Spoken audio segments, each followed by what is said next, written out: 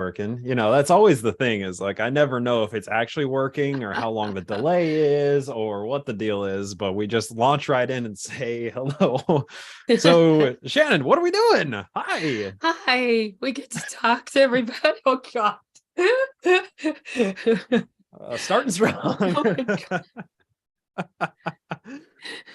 Oh my God. Yes. Hi, I'm recovering from pneumonia, everybody. God. Oh and my doing a good God. job of recovering, if I might add. I mean, we're only a week after you like initially came down with it, and I can hear almost all the words you're saying now. Yeah, that's right. It only goes in and out of every 5 words instead of every other. Yeah.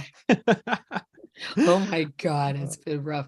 Yeah, Bryce has had to hear my voice in interesting videos over this past week because he's like, I don't believe you when you tell me how you're doing, so I need to hear your voice.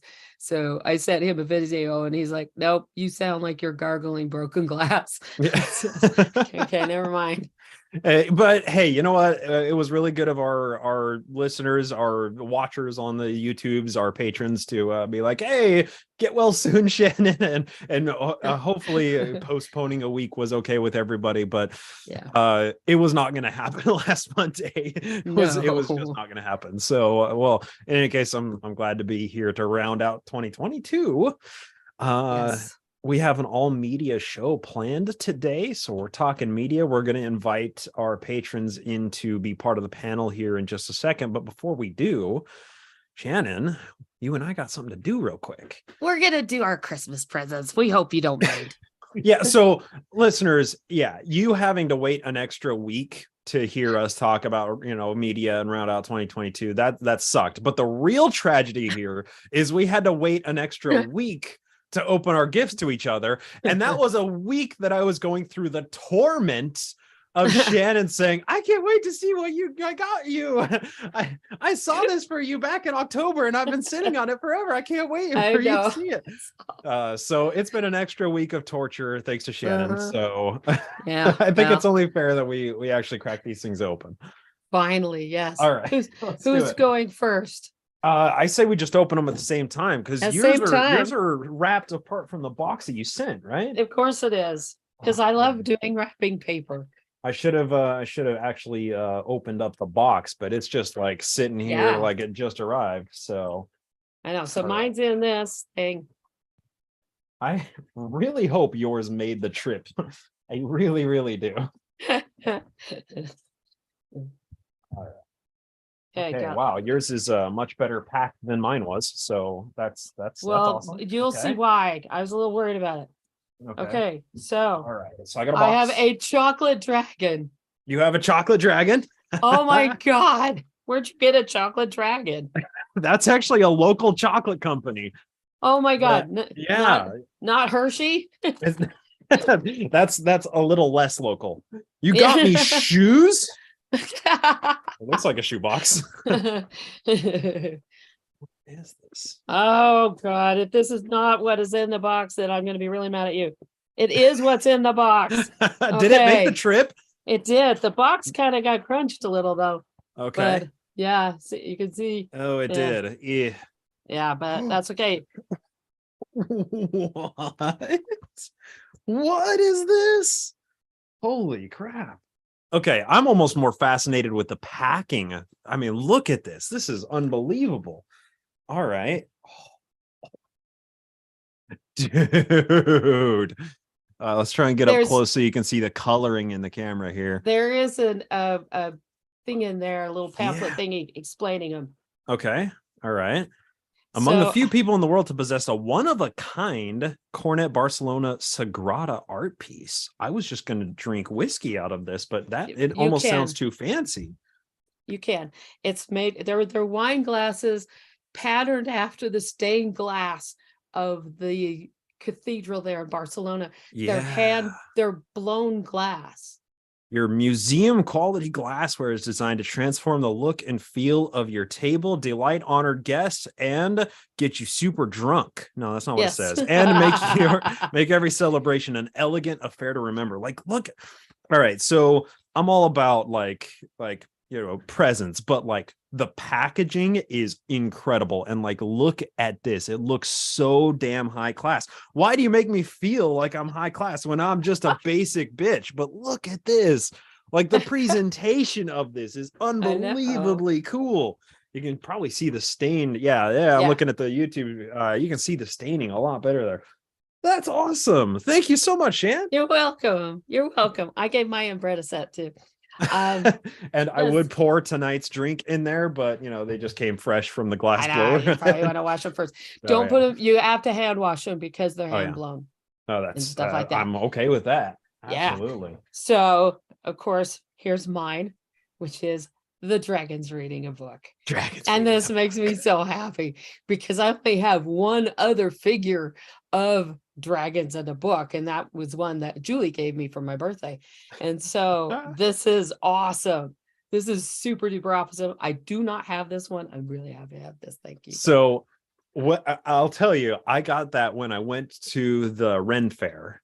And and it's made by like a small local company. And I walked into the vendor of this company, and there had to be maybe 500 different dragon figurines in there.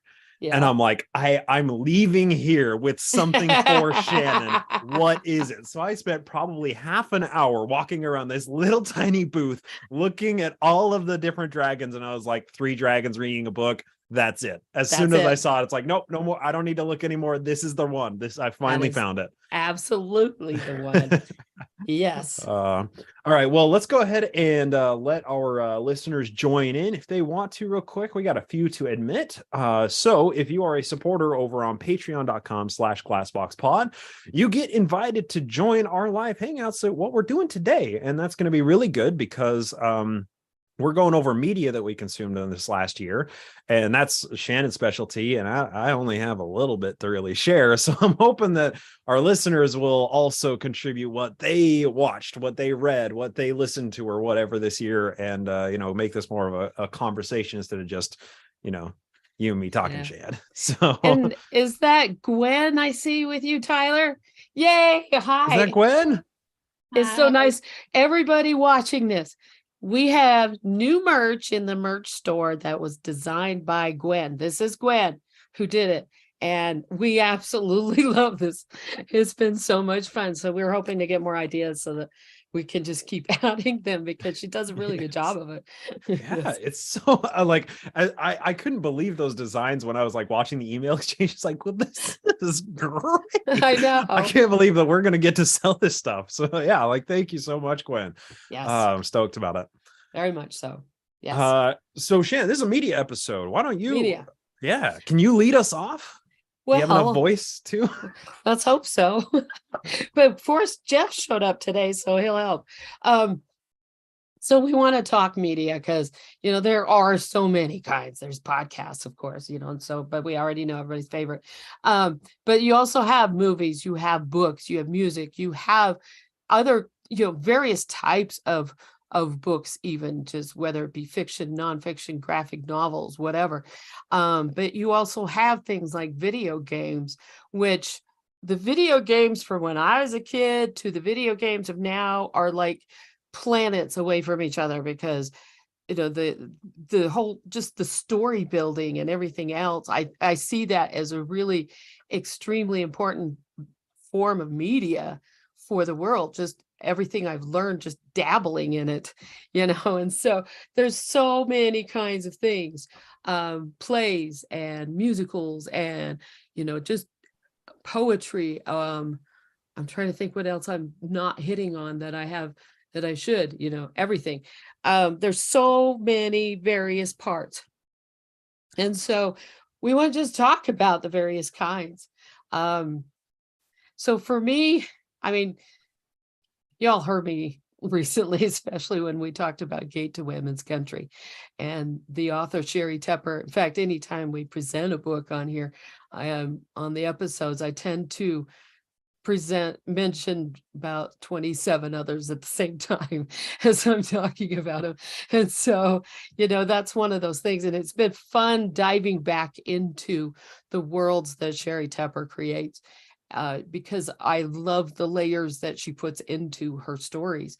But it also brought me to remember another author I used to read back in the 80s. Her name is Gail Baldino, Baudino.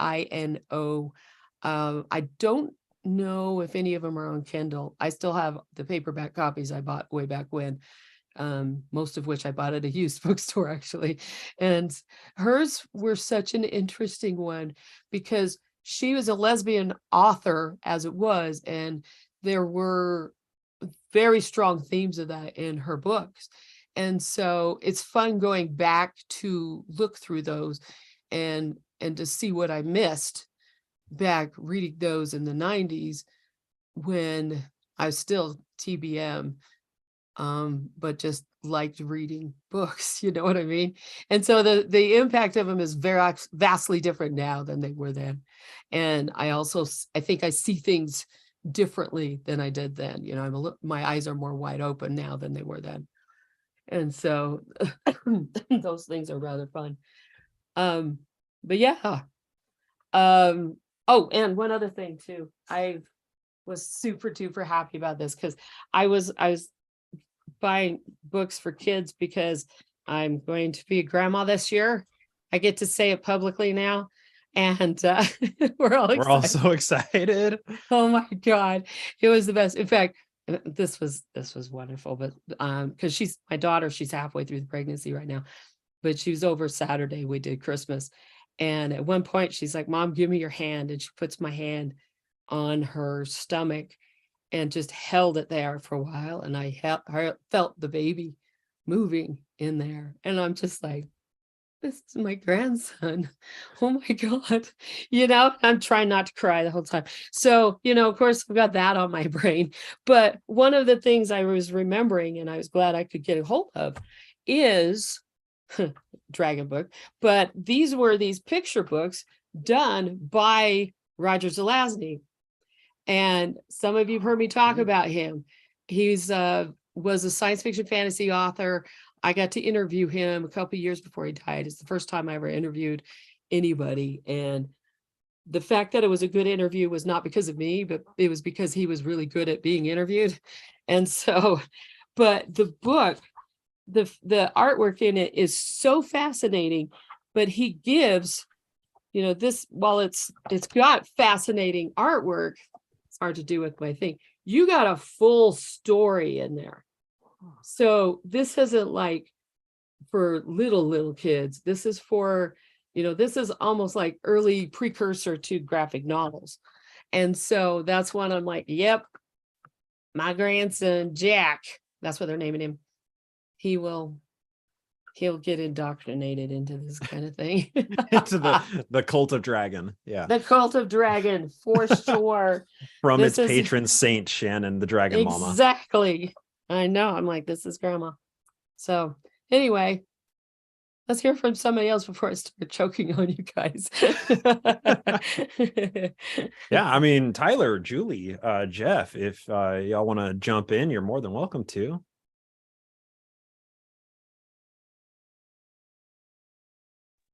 I got one. It's kind of nerdy, but all the better. I found a YouTube channel called Not Just Bikes.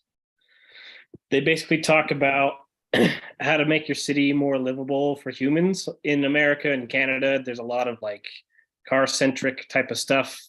Pedestrian fatalities are really high, and we have a lot of environmental problems from that. So they talk about the guy lives in Amsterdam, which is like the biking capital of the world. You can bike pretty much anywhere. So he talks a lot about that sort of stuff. And you would think that would be really boring, but I guess some people might find it boring, but I think it's really interesting to see how they build things differently. And it was a good way to kind of, a lot of times I see national political stories and it feels like you can't really do a ton about it. Like you're a little fish in a really big pond. But with local stuff, you tend to be able to be a lot more active. So I went to a bunch of meetings and I'm on my city, like our active transport council, advisory council.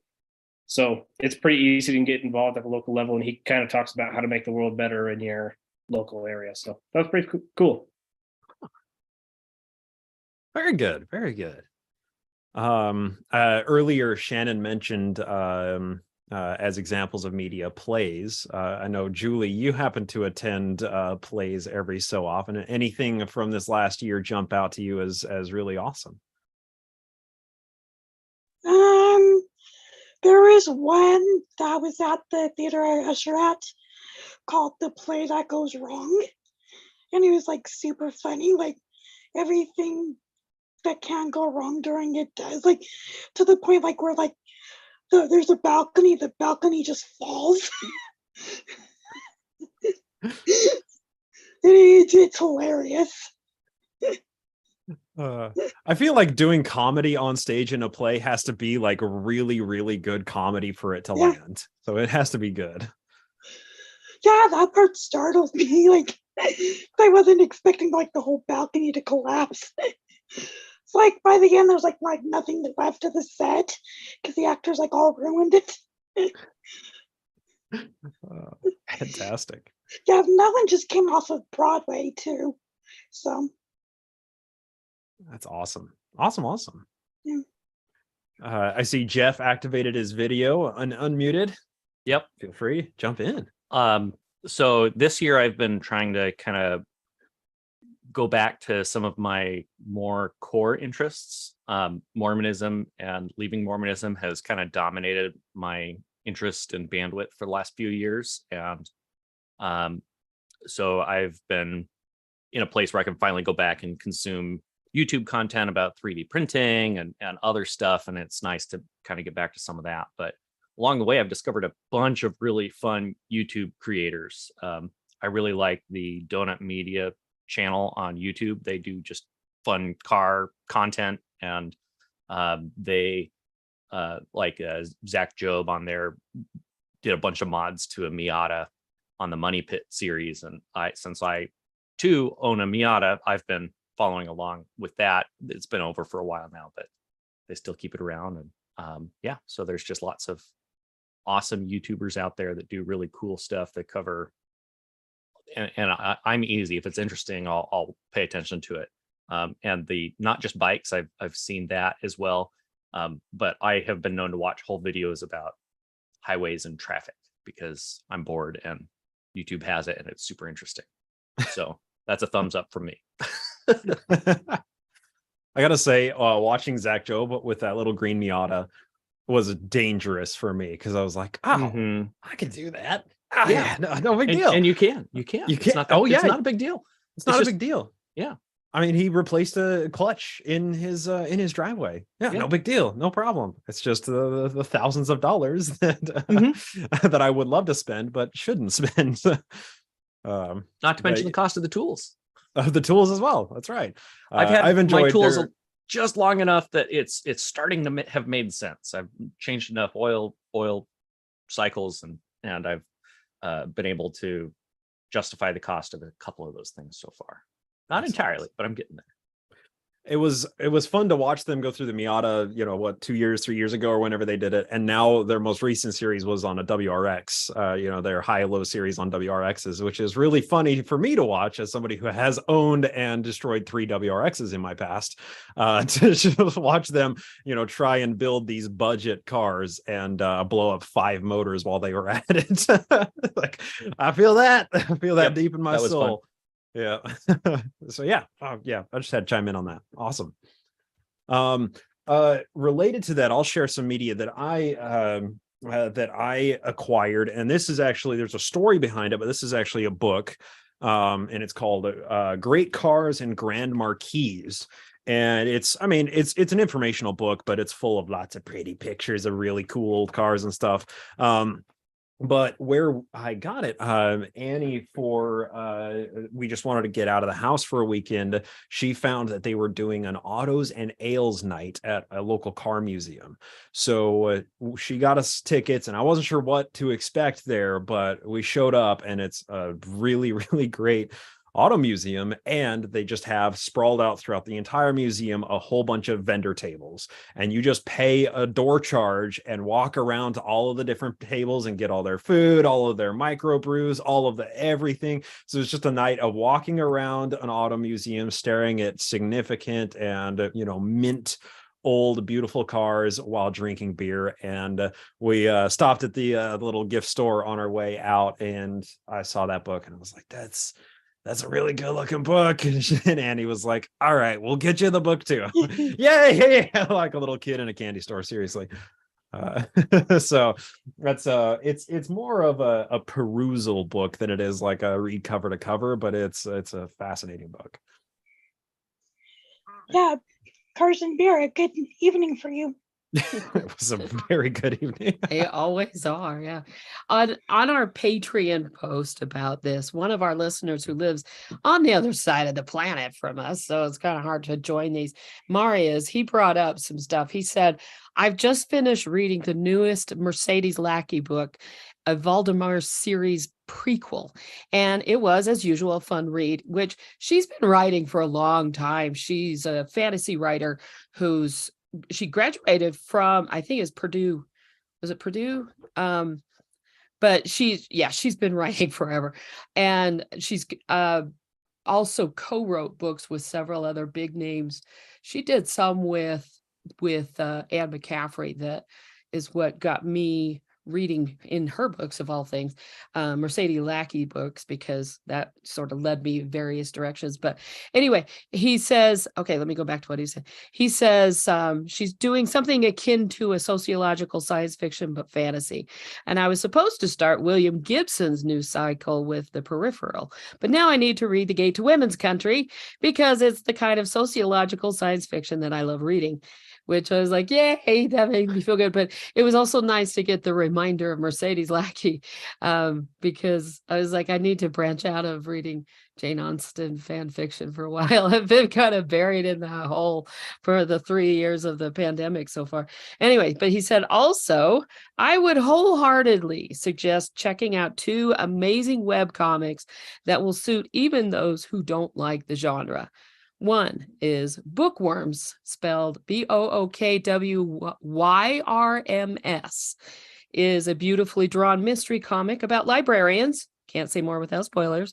And if that doesn't sell it, check it out for the art itself, which the art is absolutely beautiful.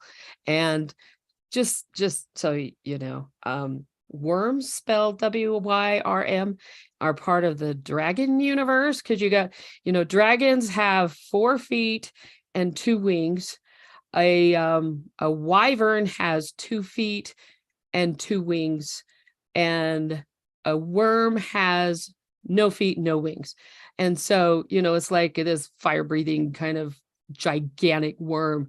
So, but it's like if you took Smaug and took his wings and legs off, that kind of thing. But Smaug just on a side note, that even though I love the artwork they did for The Hobbit, he's technically speaking not a dragon. He's actually the wyvern. But anyway, so side note there. But he brought up another one called How to Be a Werewolf. He said it's very well drawn, has a really nice and new angle to the whole genre, with really well fleshed out characters and story. And also, you would not guess the source of werewolf drama with a wink. Yeah. And that one is really good. I followed that at Hive Mill, and I actually donated on their Kickstarter platform to get a printed copy of it, because I was like, the artwork on this is fantastic. So those 2 things are good to look up. In fact, I may put a link in the show notes about it. Oh, yep. Mark Seifert in the chat reminded me that a drake has 4 legs and no wings. So thank you. I forgot to bring that one up.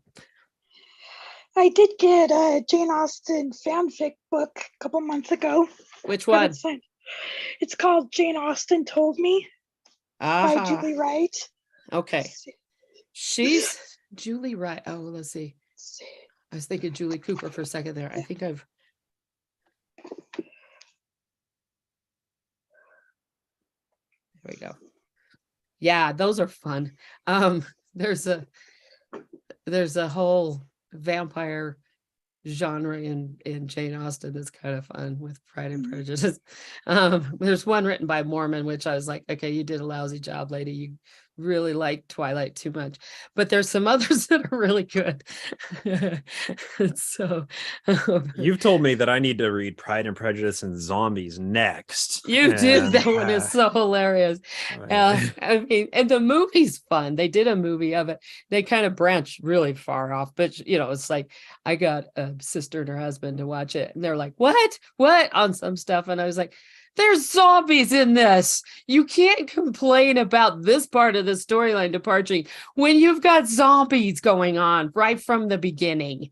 I was like, this is not meant to be serious. The whole thing you're supposed to be laughing at. So anyway. This is kind of a different tangent on reading, but JC put in the YouTube channel, my reading list, lots of books with God in the title. On anatomy, how God becomes real, also science and animals, Tangled Tree and Entangled Life are super interesting. Now into actual Egyptology, LOL. That's great. Get some Rob Rittner books. Yeah, that's a good reading list right there. For sure. Gwen's got a new design she wants to show you guys if you want to. Yes. Yeah. It's not 1,000,000%. But hold it up. I hope you can see it okay. It might be. Oh God, there we go. That's delightful. It's amazing. I love it. it's not finished yet. It's gonna have words on it, but Excellent. Very good. Very It's good. going to be called the Garden of Eden. Excellent. So Oh, good. Just bite the apple and meet God. Excellent. So I mean, nobody has actually broached this quite yet, but I feel like this is probably going to be the remainder of it. But movies. What about movies? Shannon, I just defer to you in these. What movies recently have been awesome that we haven't talked about on the regular show? I know that's the hard part is I'm like, well, we just did watch an awesome one, but we're talking about on the episode that's going to be late this week because Shannon's been sick. It's not going to be out tomorrow unless we record right after this and Bryce hastily edits. But yes, anyway, that's movies. Actually, I want to hear what Jeff says about movies. Oh, I was trying to think of a good one to share. The one that has stuck with me the most that I've seen in theaters recently was The Menu, and it's still in theaters, so I don't want to give too many spoilers or anything. But if you've seen the preview, I mean, it delivers what you expect. It was a fun one. So it turns into kind of a horror, and they run, and the actors do a good job. And I don't know, go check it out. I get really nervous about wanting to share any spoilers, so I don't have a good description, a spoiler-free description of it handy. That is Fair true. enough. One thing I've been doing too is going through and watching some of the John Le Carre ones again. Those are just he's a fascinating writer as it is, and the Cold War spy novels kind of thing, but there's such this element of danger to him that's different than many of these other Cold War spy novels. Like Helen McKine's, she wrote a bunch, and I used to love reading them when I was a kid, but I kind of have a little harder time now because misogyny is so rampant in them. But on the other hand, she also knew what it was like to experience the time. So anyway, but with John Le Carre, you get Tinker Tailor Soldier Spy, which they've done 2 different versions of, and I actually prefer the newer one with Gary Oldman rather than the Alec Guinness one.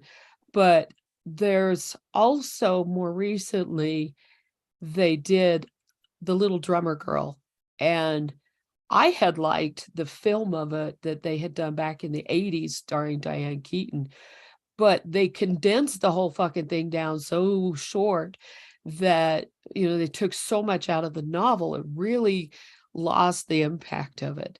There's parts they showed, which was the psychological damage that happens to somebody who has to go undercover, and some of the loss of humanity that happens with that. But they there's a lot of it you missed that you needed to get. And so recently, in like 4 years ago, I think it was, they did a mini series of it, 4 episodes, and it's starring Alexander Skarsgård and Florence Pugh. And what you have is the Israeli-Palestine conflict during, what is it, the 60s, 70s, somewhere in there. And they recruit this actress in to go undercover and to try to promote the conflict in such a way so that I forget which side, I think it's the Israeli side, is trying to win against the Palestinians. Anyway, but I always get that mixed up because I don't always understand all the politics of it, and I'm really embarrassed to say that. But what this shows is the impact it has on the actress herself. Charlie is her name. Alexander Skarsgård is the man who is training her, who is also kind of her point of contact. And that treatment of her, of who's expendable and who isn't, everything else. And you watch her as she's trying to keep herself in it, and especially that she's going against an inner core part of herself. And I mean, the name of the story itself is fascinating because when it comes to a drummer boy in general, not the Christmas thing, but that's in an army, and they're the ones that are kind of leading people into the issue, whatever conflict it is. So they're beating the drum for the march. And so she's sort of this figurehead beating the drum to bring in the conflict to where these guys in charge want to bring it, and the impact it has on her. And this is why I like Le Carré. And so I was really impressed with how well they did with the mini series of it. So that is one. It's deep, it's dark. It's not a light watch.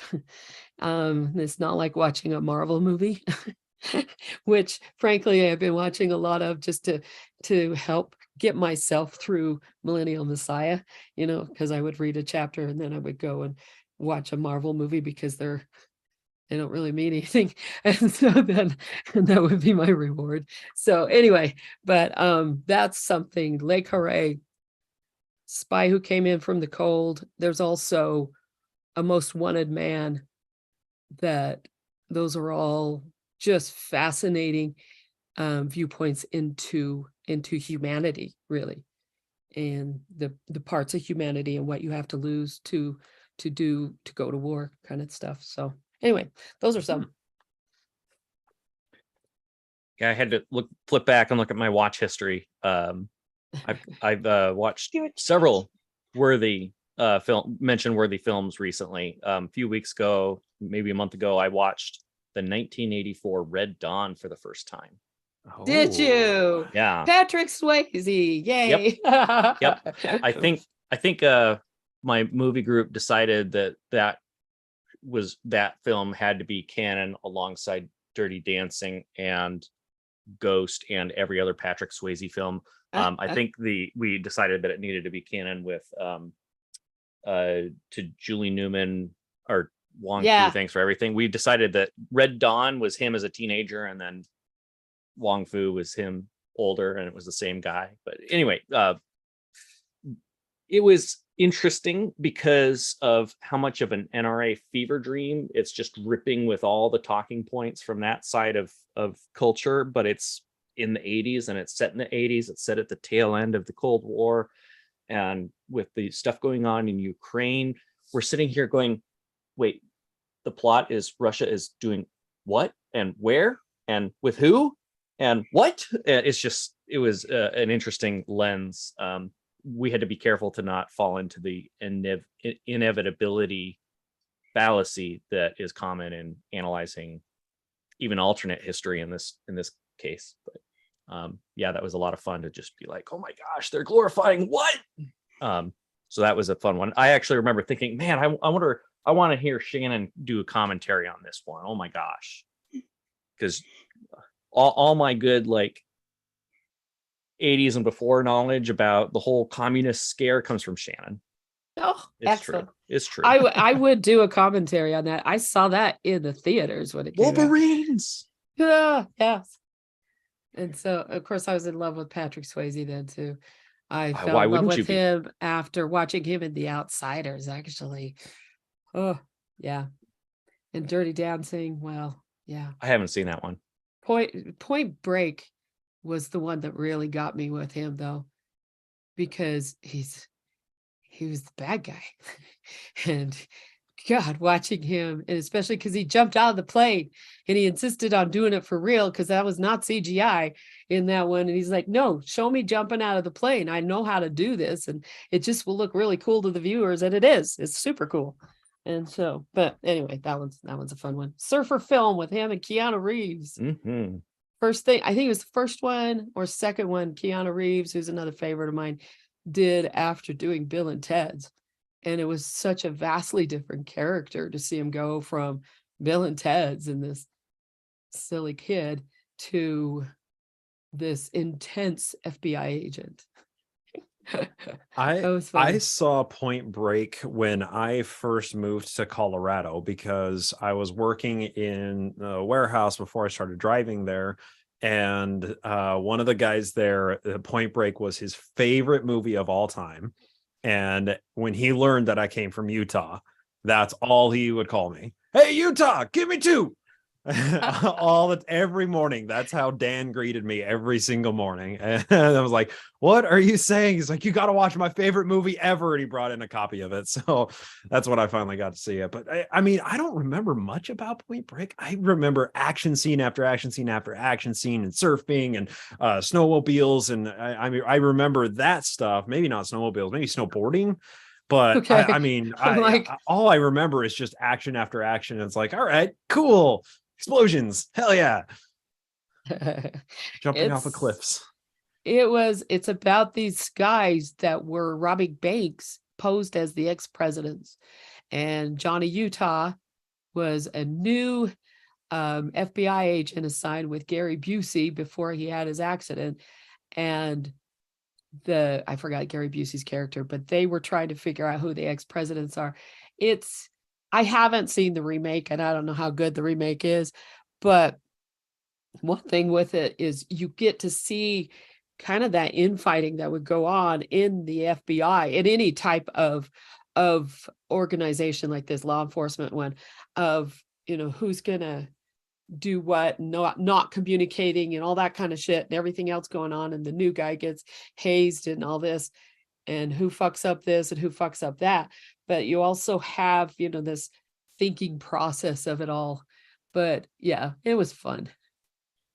And I loved the little references to it in, oh God, what's that Simon Pegg movie? Hot Fuzz. Yes, Hot Fuzz. There's a few in there. There's a few, including the fall and then shooting while screaming up in the air. Yeah. Shooting up. It was such a cute scene in Hot Fuzz. Yeah. That's a movie I haven't seen forever. And Shaun of the Dead. I need to watch both of those again. They're such great movies, both of them. God, Simon Pegg, he's just fun. When I heard that he was assigned to be I just lost his name in Star Trek, the engineer, I was like, holy shit, that's a good choice already. I didn't have to see anything or hear him say a word. I just was like, already, nope, good choice. Good acting choice. Yeah. And he is. Scotty. He's fantastic as Scotty. Yep.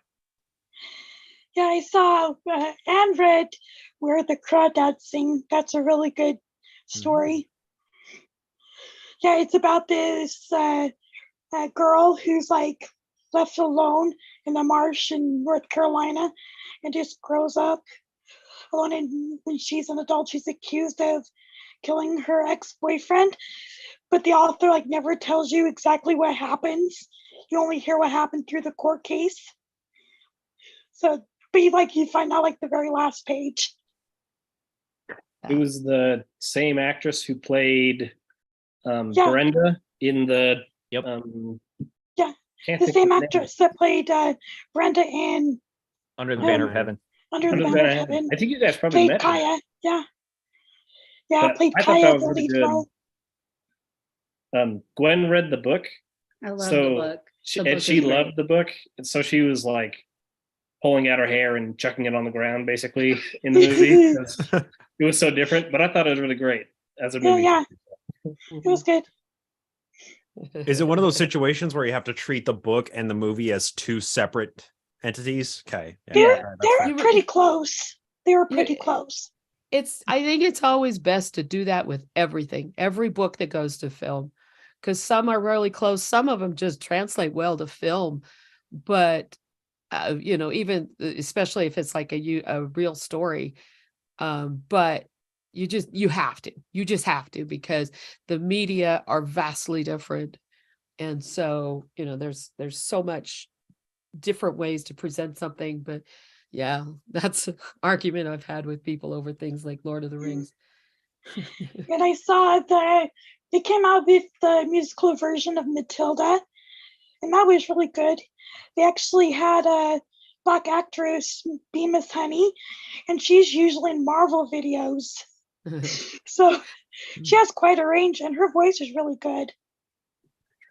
Yeah, I've had that recommended a bunch on Netflix or wherever that is, the Matilda musical. I'm like, wait, I loved Matilda as a kid. I don't know if it's gonna hold up with like the whole like revamp culture and like the resurrecting old movies and then musicalifying it. I just don't know if it's gonna hold up to, You should watch true to the original Matilda, because I love that movie. You know who Tim Minchin is? Yeah. He did the music. Oh, that's excellent. Okay. So I think you'll like it. Okay. All right. That's fair. Excellent. Oh yeah, and Emma Thompson was Trunchbull, which was really great. I saw a quick reel on Instagram showing them doing her makeup for that. Emma Thompson doesn't seem like a Trunchbull type of figure, because Trunchbull was like, she terrified me as a kid. Good God. I just, Emma Thompson doesn't fit that bill for me.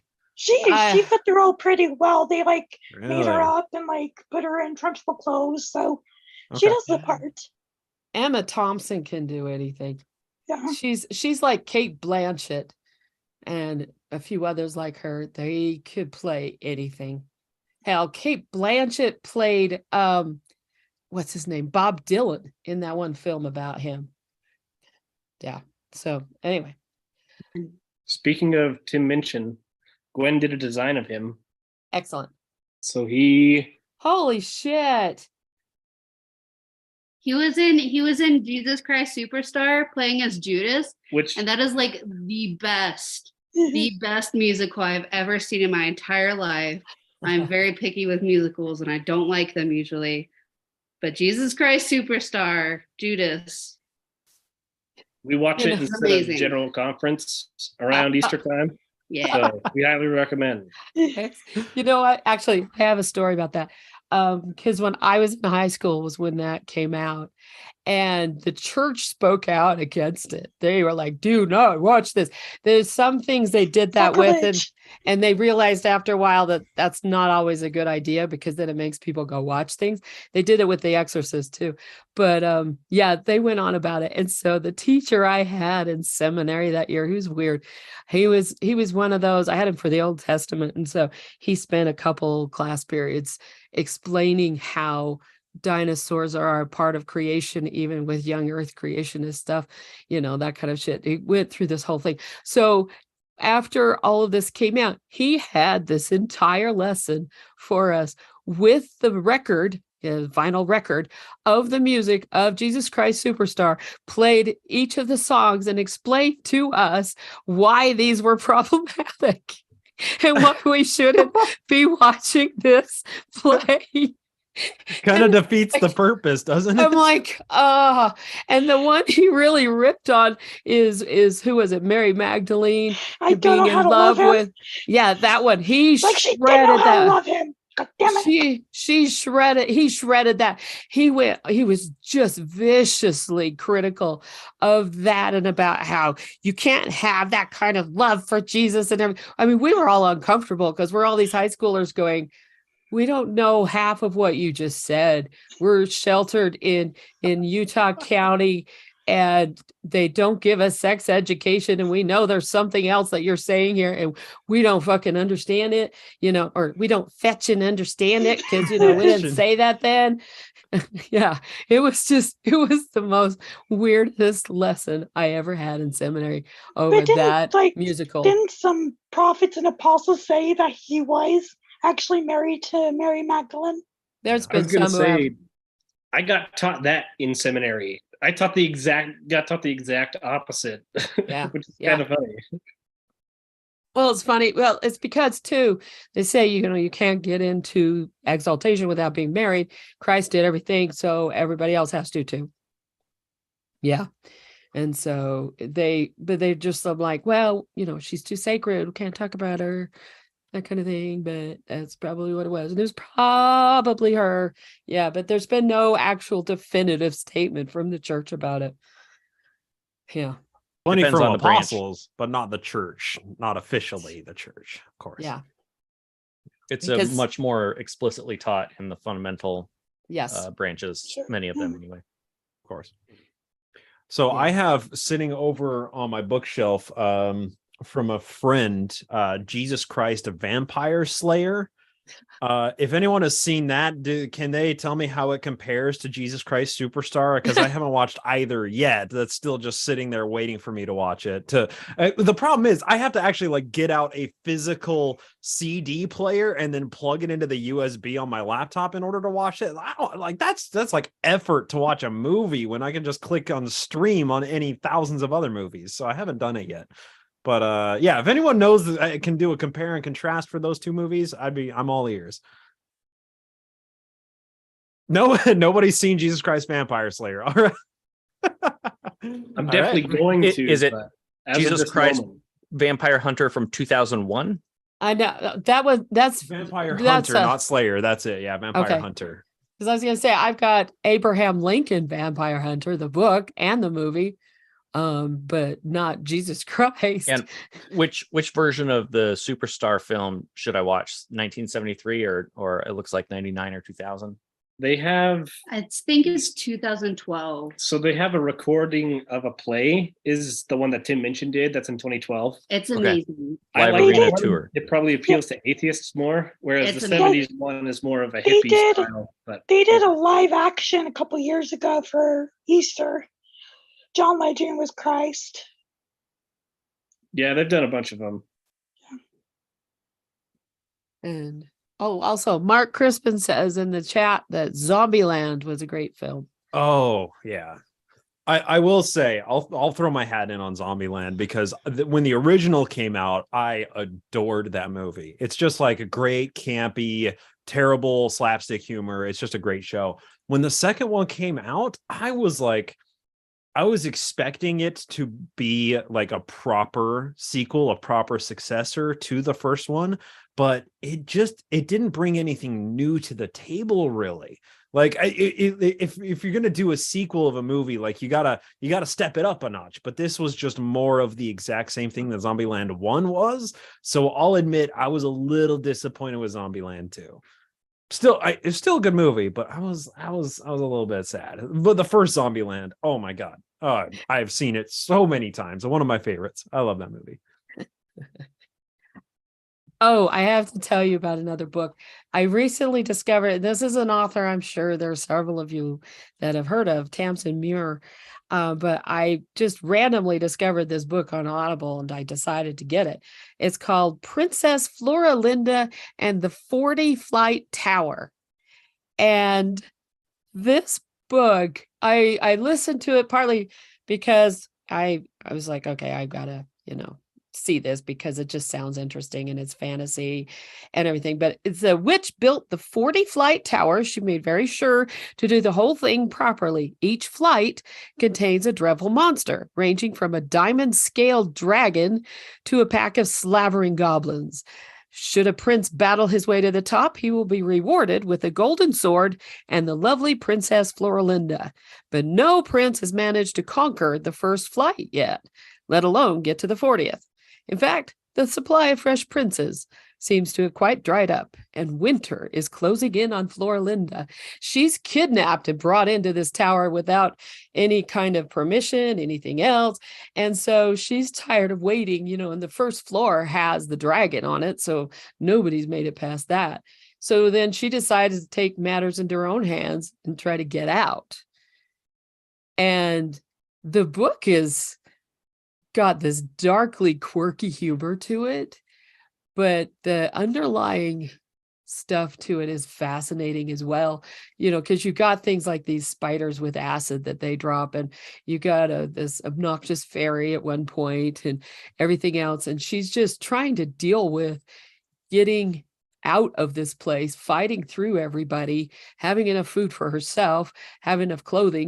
There's rats in there, and she ends up killing them and making herself clothes for them because her dress is worn out because she's been up there for more than a year, and shit like that. And so she gets down, when she gets through it, and she's not pretty anymore, she's not beautiful anymore, and everything else. And it's just fascinating, all of it. But I was like, damn, I rather like this author now.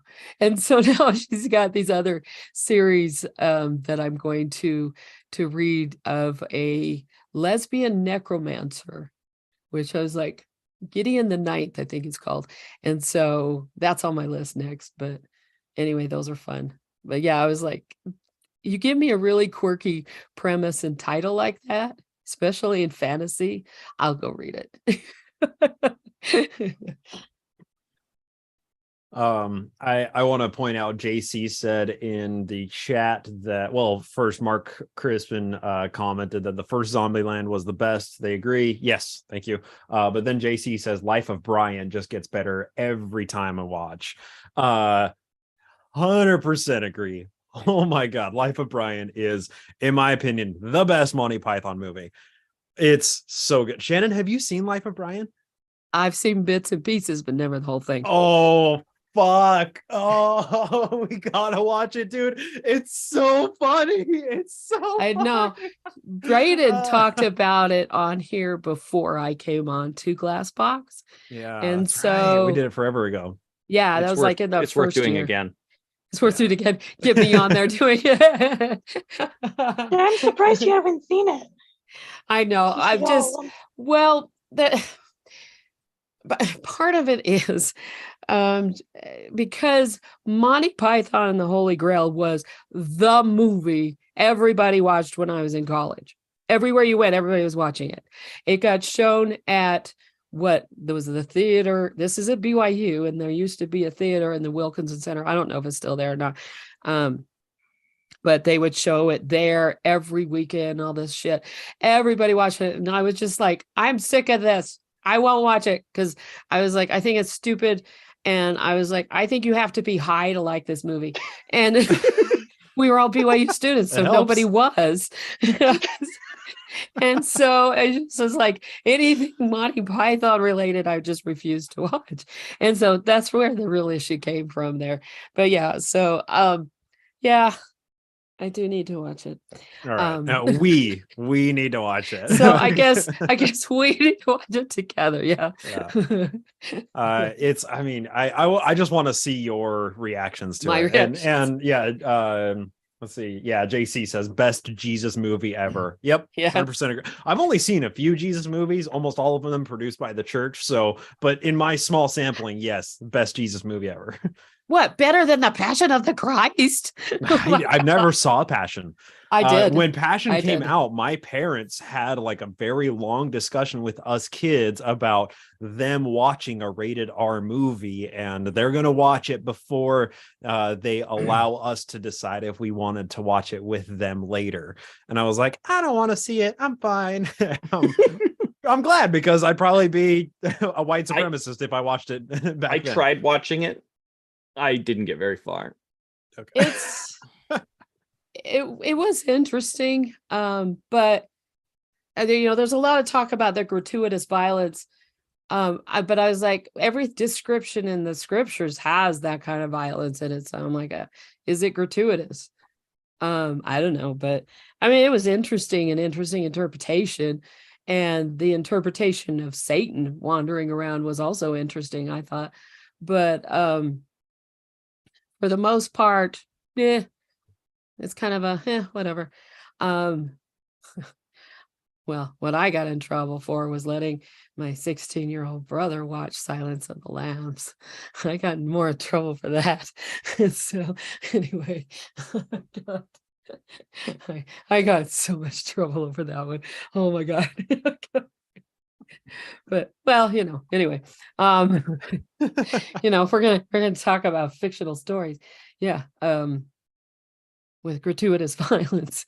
Yeah. I honestly, the extent of to which I know and am familiar with Passion is Patton Oswalt's bit about Passion of the Christ. He did a part, in one of his comedy sketches routines a while ago, talking about the Passion of the Christ and Mel Gibson trying to sell the film and failing at selling it and saying, fuck it, I'm just going to do it myself, and making the film. And it was one of the highest grossing films of all time, which is just insane. But that's all that I really know about Passion, and I intend on keeping it that way. Well, we didn't see the South Park episode about it. There you go. Oh, it was Passion of the Jew, right? Yep. That was the title of the episode. Yes. Yeah. No, that was an excellent episode. Fuck, I love that episode. I can tell you, don't offend the economy. Do not speak ill of the economy. The reason why it was such a highest grossing one is because churches showed it everywhere. Yeah. We were in Georgia at the time, which, that's part of Christians the Bible love their belt. Torture porn. They do, especially Baptists, and Baptists showed it in their churches all the time there. And so I remember getting in a discussion with my two, well, we called them the ladies, my two aunts and grandma lived together, and this whole discussion about it, and I was like, they were like, aren't they showing it in your church? And I was like, well, our church says not to watch R-rated movies. And then she says, what happened to it was R-rated? I'm like, well, I don't see that. It's like, whatever. Okay. God speaks through the MPAA rating board. Don't you know? Yeah. It's like, hey, I at the time I wasn't really interested because I'm like, I just don't really need to see this.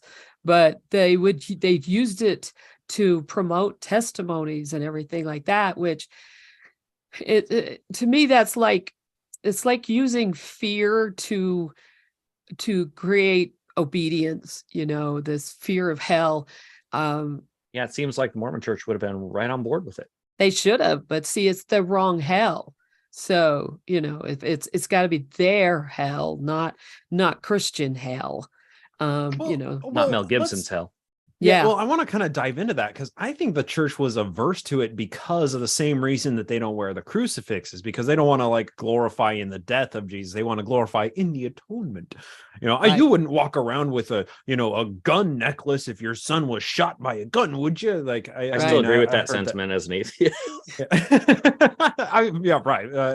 Same here. But I think that's probably the primary reason that Mormons didn't, or that the church itself didn't like it or didn't promote it or didn't talk about it at all, was because it was so much focused on the death, right? And the stuff after Jesus' death is only 5 minutes of the movie or something, right? So, yeah, it's the last 30 seconds is you see him stand up and walk out of the tomb. Spoilers! How dare you, Shannon? Oh my God! Yes, somebody silence Shannon. Yeah, and he's naked too, which is interesting. Oh. Yeah, you see up the flank. Folded the clothing. Yeah, you see up the flank of him, up his side, so there's nothing there. Of course, his leg is just right, so you don't see his penis.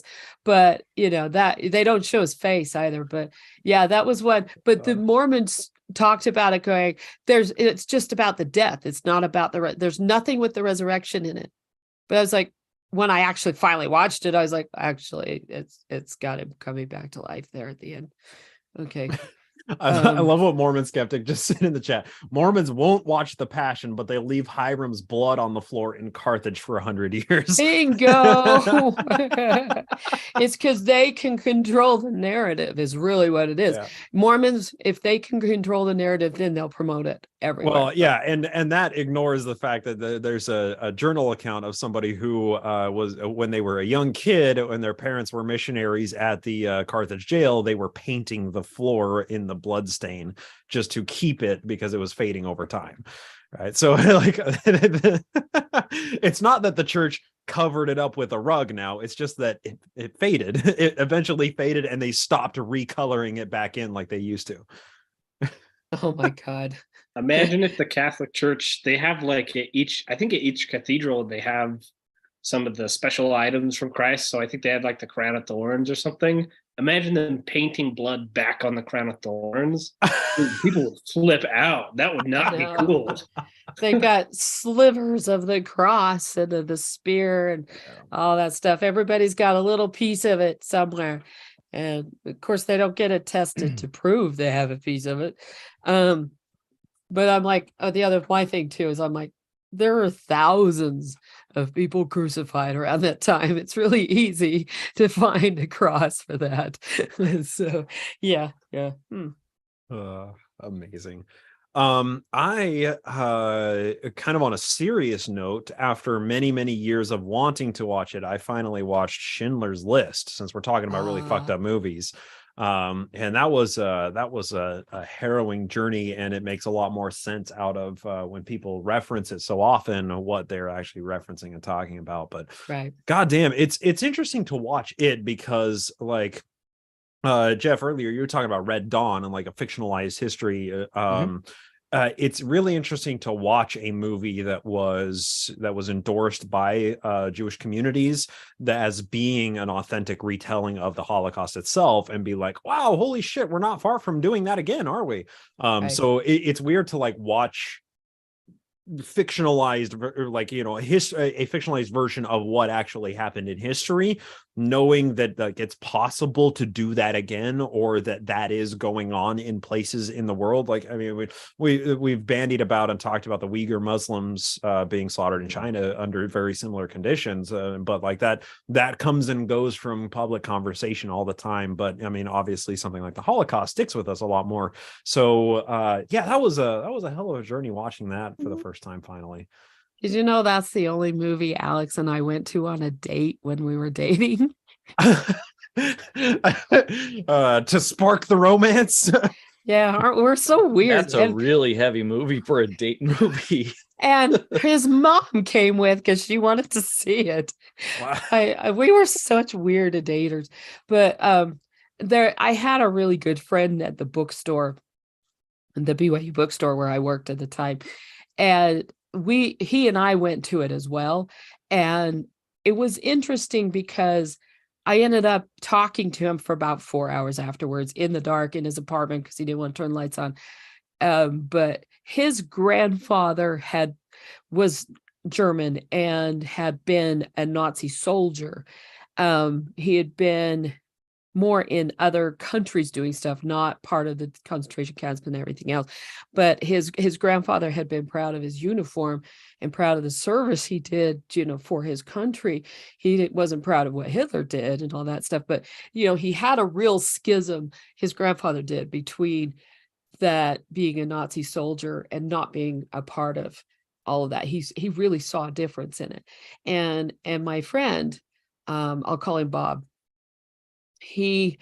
Bob had understood that and appreciated that with his grandfather until he sat down and watched Schindler's List. And it just tore his guts out because he's watching that going, wait, how could my grandfather separate that? And, you know, these atrocities. And he's like, was it really that bad? And I said, when I was studying this war in high school, they showed us the actual Nazi films from concentration camps of, you know, things like that they have in there where you got, you know, the old people being run around in a circle with that are stark naked and some being shot because they're too slow or whatever. You know, I said, I saw actual film of this. This kind of thing happened, you know, and for him, for him to have to recognize that his grandfather, whether he had actually taken part in the torture or not, was still culpable. And that was a really difficult thing for him to have to deal with.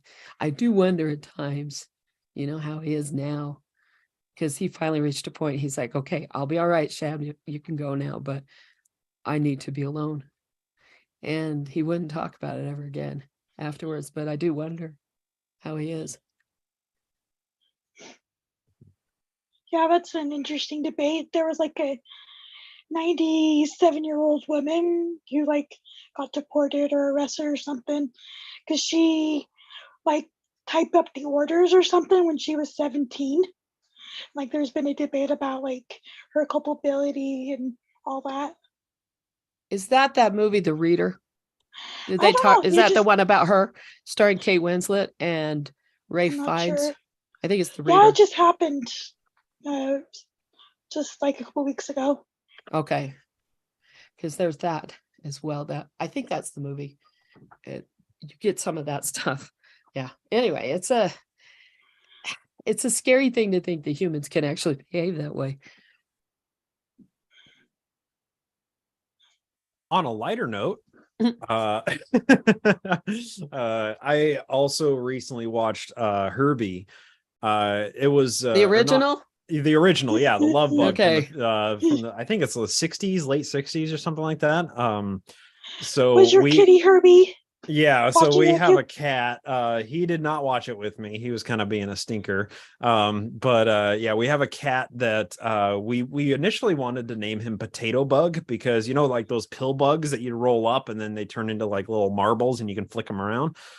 So that's like his thing is when he's like really snuggly, he like dives into you and turns himself into a little spheroid. And he's super, super cute. So we wanted to call him, like a potato bug or a love bug. And I was like, well, Herbie's kind of a good name because that was the OG love bug. So I went back and rewatched Herbie because it was one of my favorite movies of all time when I was a kid. Because it was a car movie, about a sentient car. It's great. It's great. So after going back and watching it, it made me appreciate I guess the filmmaking of the 1960s a bit more because they didn't seek to explain anything in the movie. Like Herbie is just a sentient Volkswagen Beetle. Apparently one out of every couple million of cars are special cars. And this was one of the special ones. And there's no further steps to explain it. Just Herbie just is the best car on the planet. And he's so damn cute with his little horn and this like little engine that could music soundtrack in the background. It's just, God damn, watching it back this year just like reminded me how much of a classic it really was when it came out. And like, fuck, it's just a fun movie. I was smiling and giggling the whole time. If little Bryce liked Herbie, then little Bryce would have loved Maximum Overdrive. Maximum Overdrive. Okay, putting it on the list. That sounds great. Okay. I was hoping it's another sentient vehicle movie. Yes. Okay, very good. It's There's not a as whole cute. bunch of Herbie movies. There's even one that has Donnie and Marie in it, I think. Really? Or am I thinking of something else where he's in Hawaii? Or maybe they were in a different film. I was thinking they were in a Herbie film. I remember there was a Herbie film where Going the Coconuts. kid called him Ocho, and there was a boat that was like capsizing. I don't know. That's all I remember. Yeah. Maybe. Oh, you know what? Theirs might have been not a Herbie film. Maybe theirs was just Going Coconuts. So I don't know. Anyway, it's been a while. Yeah. Back when Donnie and Marie were popular. Will, who usually comes on these, but isn't here today for some reason, who we missed, by the way. Sorry, Will, you couldn't make it. On the Patreon post, he said, my jam this year has been content that changes the way one views reality. It started a few years ago when I watched Bo Burnham's Inside on Netflix. Oh, Shannon, have you seen that? Not yet. You told me to, and then I forgot about it. Oh, we got to watch that. That's such a good show. Oh, fuck, it's so good. Add it to the list. Add it to the list while I'm reading this. It started, he's a comedian who filmed an entire special in a single room. The music, the decay into madness, the topical/philosophical takes make it a masterpiece. And then he also says that 2 shows this year that had a similar impact on me were Severance and The Rehearsal. And this is especially why I wish he was here. Not to make you feel bad for not being here, Will, but I'm going to make you feel bad for not being here. Severance is a show on Apple TV where people can choose to become employees for a corporation that puts a brain implant in your head where you are essentially severed from your non-employee self. So you go to work, and when you're in the elevator, you forget about your normal life and become the worker version of yourself. Then when you leave work, you resume your regular life and can't remember anything from work. So going to work feels like entering and leaving an elevator where 8 hours pass instantly. And I like the show because it caused me to think a lot, which I was like, I want to know more about this show. Of course, this means I'm going to have to go, let's watch it. But I'm like, does that, because so much of people's work life, you're dealing with trying to work with also having normal life, regular life at home. But if your whole life is your work, and there is no regular life to you, how does that change your work performance? That's what I want to know. Have any of you watched it? No? It sounds good. I know. It's I'm good. like, It sounds right up damn. my alley. Sounds up mine too. It's something to make me think that's not Jane Austen fan fiction. Anyway, and then the other one he says is The Rehearsal on HBO is another reality altering show where Nathan Fielder, comedian from Nathan For You, tries to simulate events in people's lives before they make a big decision. At first, it seems lighthearted, but they got surprisingly deep and philosophical for me by the end. There's this episode called Pretend Daddy, which as a father really had an impact on me and made me rethink the benefits people get by believing there's a God, even if it's just pretend. A lot of the fans of the show have devolved into arguing what about the show is or isn't real, which for a show that challenges perceptions of reality seems like a fun meta outcome that makes it all a chef's kiss of a masterpiece for me. Because I'm like, you get people having that discussion, that says something about it. So I'm like, yeah, I gotta add that to the list of ones to watch now. Wow. So yeah, there's gonna be this list 27 long from everybody on here. I wish that Will were here so I could be like, what? Tell me more. I want to poke his brain about this. Yeah. We miss you, Will. What was that second one called again? The Rehearsal. It's on HBO. He says it's with. Yeah, I got that. I could watch that. Also, I know. Going back to like the World War II thing. Sorry, it's okay. I read this really great book called Beneath a Scarlet Sky. And it's by Mark Sullivan, and it was so good. What's it about? So it's about kind of like Italy's side during World War II. And this guy, his name is Pino Lella, and he goes to this monastery and he helps to sneak Jews out of Italy. And it's just really, really, really cool. And it's nonfiction, right? It's based off of a true story, but it's a literary fiction. It's really good. So very good, very good. I dig it.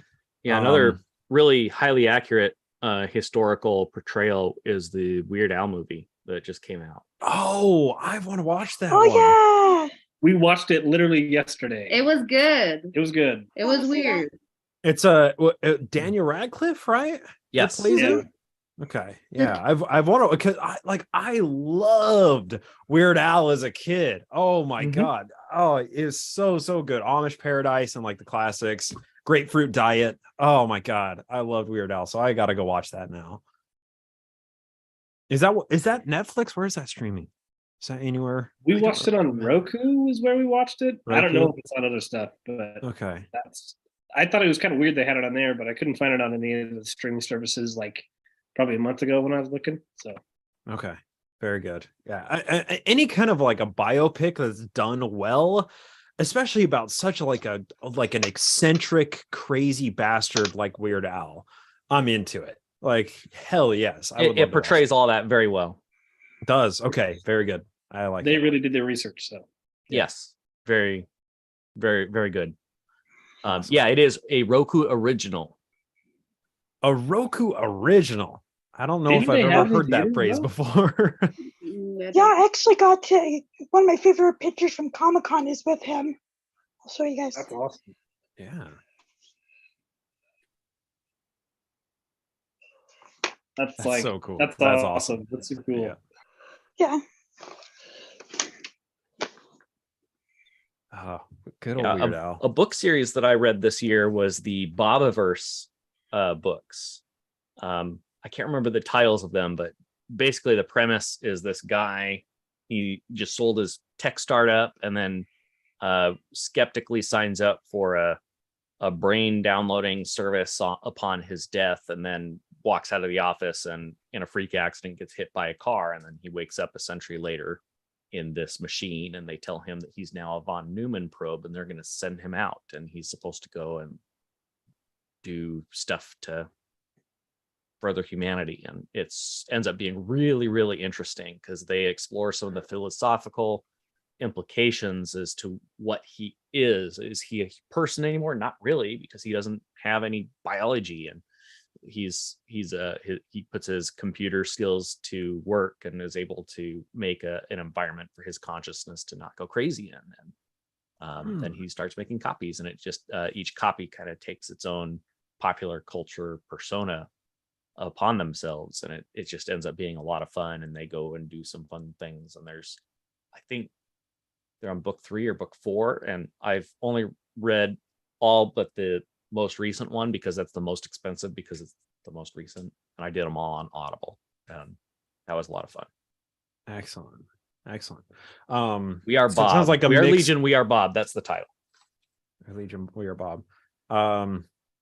Sounds like and maybe others on the panel can join me in encouraging Shannon to watch this. But it sounds like Idiocracy with a mix of Multiplicity, right? Idiocracy with the time traveling or not time traveling, but people taken from an earlier time, put in the more recent time, and then Multiplicity with like the different personalities. Yeah, no, is that crazy? Well, Idiocracy is more about the decline of humanity, and that's like what humanity is doing ends up kind of being a side thing. Like it's just part of like whatever. But then the Multiplicity it's been so long. I don't think I've seen that since I was a kid. Oh. I think the last time I saw it is when I would have been in middle school at the latest, and we would have rented it on VHS from the local video store. That's probably the last time I saw it, so I don't remember much. Fair enough. I told Shannon that I was astonished to learn that she hadn't seen Idiocracy yet. And told her we have to watch Idiocracy because it is. I haven't actually watched it post 2016. I feel like watching it after the election is probably going to hit a lot different. But it's in so many ways just a perfect film. The car wins again.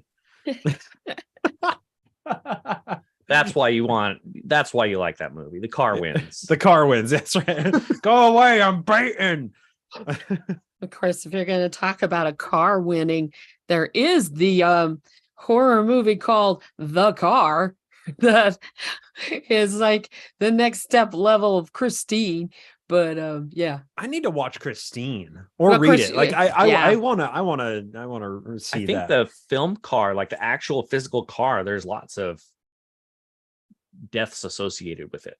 Yes. Really? Oh, that's so cool. All right, even cooler. I love it. And, yeah, Christine was good. And car wins, but yeah, the car, some of that was filmed down in Utah, actually. It was down in southern Utah where they filmed it. So, and they actually I think it's actually set as Utah because I think the Highway Patrol there are all in Utah Highway Patrol uniforms, so it's kind of funny, but chiming in from the YouTube chat, Mark says Shannon has not seen it yet. I know. A must-see film, Idiocracy. Yeah, it's so embarrassing. And then Christine was a great film. Yeah, I gotta watch Christine. I mean, any movie where the sentient car is the antagonist, is the source of the horror. Yeah. Come on, that's great. You need to go watch Maximum Overdrive as soon as we hang up. Like, you just have to. I've like broken knuckle skin enough times to know that cars can be antagonists. So to have them actually be sentient antagonists, I don't know. It plays into some of my like deep-seated fears, I think. Isn't that Stephen King? Yeah, Christine is. Yeah. Uh-huh. I thought Stephen King had like a horror story with a sentient card. Oh, that's the one. Yep. Yeah. That's probably another one of his like books that was adapted that I should just treat the film as completely separate from the books and read the book before I watch the film, because I have to say I fucking hated the Shining movie. The Shining book was good. The Shining movie, I was raging at that shit. I was so goddamn mad at that. So I'll read the book before I watch actual Christine. It took me years to be able to handle anything horror. My imagination was really too strong. So for me, when it came to horror, first one I ever saw was, of all things, Phantasm when I was 16. And it gave me nightmares every night for more than a year and a half. I was checking under my bed to make sure there wasn't a portal to another world where these creepy characters were coming up through and everything. And I was just pretty sure that they were going to anyway. And any kind of metal balls anywhere scared the fuck out of me, this kind of thing. Yeah. And, when I saw it recently, I watched it going, this guy walks around like he's a ballet dancer. Why was I afraid of him? Okay. But anyway, so yeah, it took me years to handle watching any kind of horror films or even reading books. The Stephen King, I tried reading Pet Sematary and I made it about 21 pages in and had to stop. So yeah, that is one genre that it took a long time for me to actually delve into. And so for the longest time, the only Stephen King book I actually had was the only non-horror one that he wrote, which he wrote for his daughter who hated his horror. And it's about a dragon. So, So Shannon's read that. Yeah, of course. Yeah, I have the hardback of it. so anyway, yeah. I second Tyler's motion in the chat. Jeff, do you mind introducing your cat? It looks so delightful. Yes, this is Patrick. He is about 14 and a half. He is called Patrick because from certain angles, and it was more pronounced when he was younger, but from certain angles, he looked just a bit like Patrick Stewart. And this is about as close as I can get to that angle. But excellent. Yeah, he was meowing at the door, so I had to let him in. Otherwise, he would have been loud. Yeah. Excellent. He's mad at me because I'm not sitting on the recliner holding him. Yeah. Yeah, I have a couple more movies actually, if that's okay. Yes, do absolutely. Yeah, so kind of on theme with some of the films that have been covered in the show. There is the movie that just came out, She Said, and it's about I saw that. It's about the New York Times reporters that kind of helped break the whole Me Too movement. So that was Harvey Weinstein. Yeah. Yep. Yeah. Oh, that sounds awesome. So, yeah, that was intense. Like you felt the tension. Like, oh yeah. And when the first woman decided to go on the record, you could see the relief on everybody's face. Yeah. Like it was really good. It was nice because I Googled what happened to him because I couldn't remember if he wheeled out, and he's sentenced to years in he just prison. got sentenced. Yeah. Yep. So Behind the Bastards has a good series on him. Which Behind the Bastards. Oh yeah. Yeah. And then another one that I watched, I think I watched these one night apart. The other one I watched was called Jane, and it's based on a true story of someone that had an illegal abortion because her life was at risk in the 60s. And Sigourney Weaver played a character that was kind of at the center of this group that was helping women. And I love Sigourney Weaver. And I can't remember the name of the actress that was the lead in this, but she did a fantastic job. It's going to drive me nuts, but I'm not going to look it up. But if you want to watch another film that is paying an homage to actual events that happened in our lifetime and living memory, that's both of those are fantastic choices. I feel like She Said is up there with Spotlight and all the really what's the one called for the Richard Nixon thing, All the King's Men. The King's Men, I think. Yeah. Any of those investigative journalist movies that have been discussed. You're talking Call Jane or just Jane? Call Jane. Yeah, that's what I thought. 2022. That's the Elizabeth Banks and Sigourney Weaver. Yeah. Yeah. There was a moment and she said that was really interesting. They're at a diner eating and talking about the case and what they're gonna do. This guy like starts harassing them, and like the badass reporter tells him like, go away, it's not the time, and he continues, and she goes off on him. I'm like, yeah, dude, I don't think you knew what you're walking into. Like what they're dealing with. Yeah, she starts like every other word is fuck, and like she really goes off on him, like get him to go away. It's like the tension of what they're dealing with was so palpable. Because Harvey is somebody like he'll like watch you and like have his own people. And it's like you could get in, like he could do stuff to you if he knew. This is a lot. Alfred Hitchcock was like that too. And when you have that kind of power and authority, that's what happens. Yeah. And so, that's one thing I do love his films. The intensity of his films is fantastic.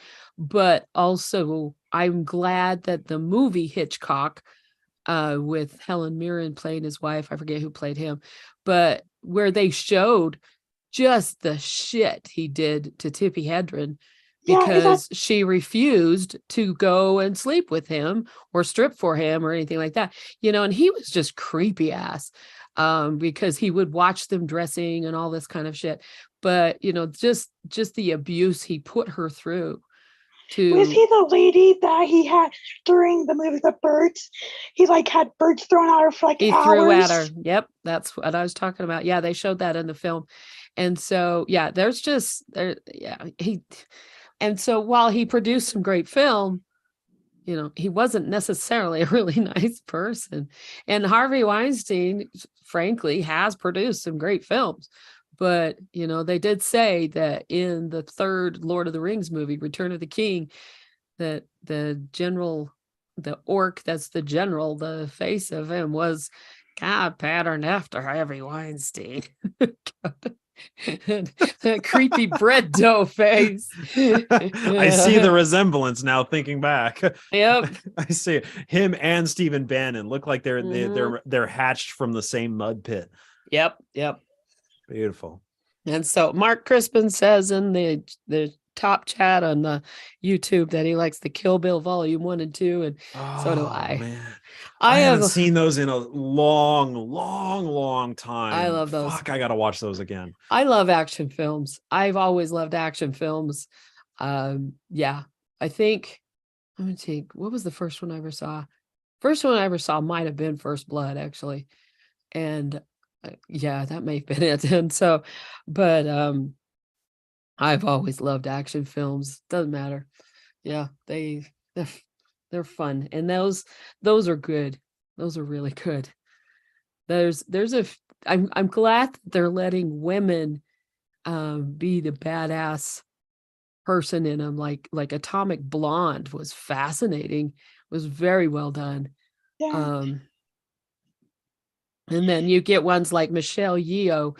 I was so happy when she got brought in as the Chinese agent in Tomorrow Never Dies, because you finally had a secret agent in a James Bond film who's a woman who's actually better than Bond. All of the others are these just looking like, Little Miss Christmas or something, but where they're just useless, but yet they're supposed to be the secret agent who's well-trained. And I'm like, this is shitty. Holly Berry likes to say she was the first. I'm like, no, you weren't. Michelle Yeoh was the first. And so those are fun. She said was directed by a woman, written by a woman, and the 2 stars are women. Yeah. So I thought that was awesome. And it's always good when you get those. Yeah. So those are fun to see. Action films, there's a lot of things I look the other way on. There's others I don't look the other way on. Because an action film is an action film. It's just, that's what it is. A Marvel film is a Marvel film. And there's gimmies in those that you just have to have there. but but when you're taking things like an intense film like, say, Sixth Sense, which that was so phenomenally well done. The use of color, the use of everything, every bit of it from beginning to end is very well done. He hasn't put together that good of a job on, I don't think, any other film he's done. M. Night Shyamalan, whatever. Let me ask, is M. Night Shyamalan, whatever his name is, did he have any hits before Sixth Sense? Was he known, or was that his like flash in the pan, and then he gained a ton of prestige from that movie and then made a whole bunch of shitty movies after? Let me look. What did he did Signs, which was decently Signs was good. I loved Signs. That came out at a similar time. I don't remember which was first. I think I'm pretty sure it was Sense later. first. I think Signs was after Sixth Sense. He did Unbreakable. Never saw that one. The Village. Signs was after, yeah. I actually remember seeing The Village in theaters on opening day. Wow. Oh, wow. Yeah, Sixth Sense was 99, sorry. Yeah. Signs was early 2000s, right? It was 2002. Okay. Yeah. I thought, I mean, it may have been Mel Gibson in it, and it may have a super Jesus-y message behind it, but it's just a good movie. Like it just feels really gripping. I mean, he did do The Last Airbender, which was shit. I didn't even make it all the way through that. I refuse to watch that fucking movie. I believe he was guilted into it by a daughter or a niece or something. They're like, "Oh, you have to do it," and he's like, "Okay, I guess I'll take over this mess." That's the impression I got. But and he was like trying to smash 4 entire series based on like entire seasons of a TV show that was based on the novel into a single feature-length movie. It's just it has to. There was no character development. No. Yeah, I refuse to watch it. He did do Unbreakable right after The Sixth Sense, which was really good, but Split was even better. Split's fantastic piece of work. I think Glass, I don't know. I'm kind of, it's not as good. But that was Johnny Depp, right? Nope. No, The Village was Johnny Depp. The Village was Johnny Depp. Okay, my mistake. Or no. That Johnny Depp. No, that was Joaquin Phoenix's The Village. No, Unbreakable, Split, and Glass are actually a trilogy that you didn't realize until the end of Split. But you've got Bruce Willis, who just, no matter what happens, he never dies. You also have Samuel Jackson, who is like Glass, because anything, and he's like broken bone if you breathe on him wrong, kind of thing. And then you have the James McAvoy character who presents with the dissociative disorder. And so his acting in that, I just sat there with my mouth hanging open watching that film. Because anyone else see Old? No, I haven't watched that one. Have you? Yes. Mm-hmm. And it was both better and worse than I expected from Shyamalan. Oh God, it's like better and worse. It's got a 5.8 on IMDb. That's terrible. That sounds about right. Okay. If anyone has seen the Robot Chicken sketches from the stop motion thing from the mid 2000s, what's a twist? What's a twist? They'd have their sketch just go crazy, and then the M. Night Shyamalan doll would scoot into the scene. What's a twist? And then cut. Oh God. And that's what Old was like. Yeah. A totally unexpected twist. That's kind of what he does. Yeah.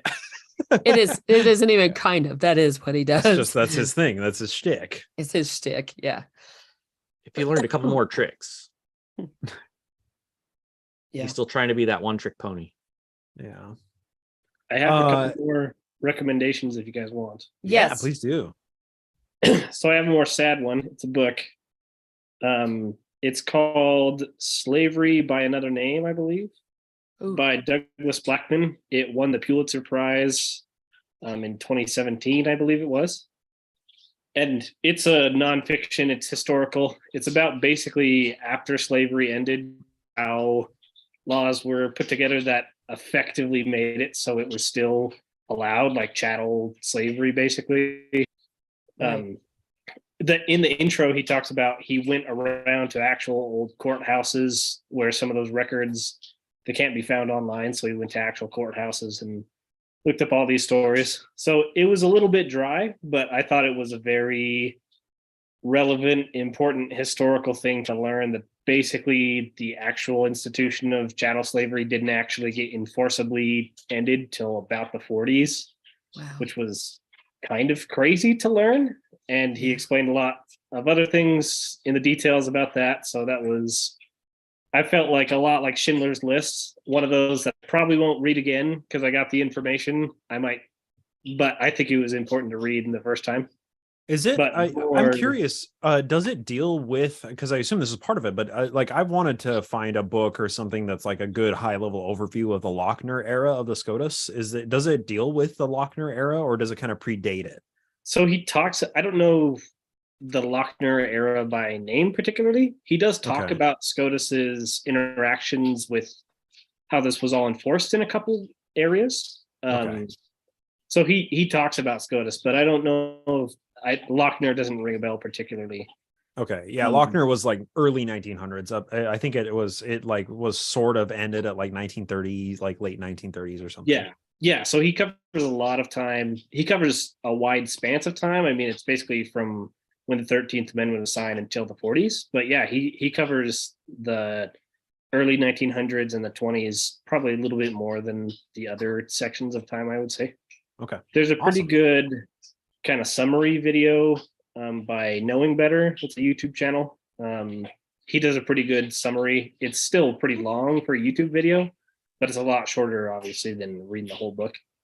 But yeah, that was pretty good. On a more happy note, Gwen and I really like The Secret Life of Walter Mitty, the movie. Yeah.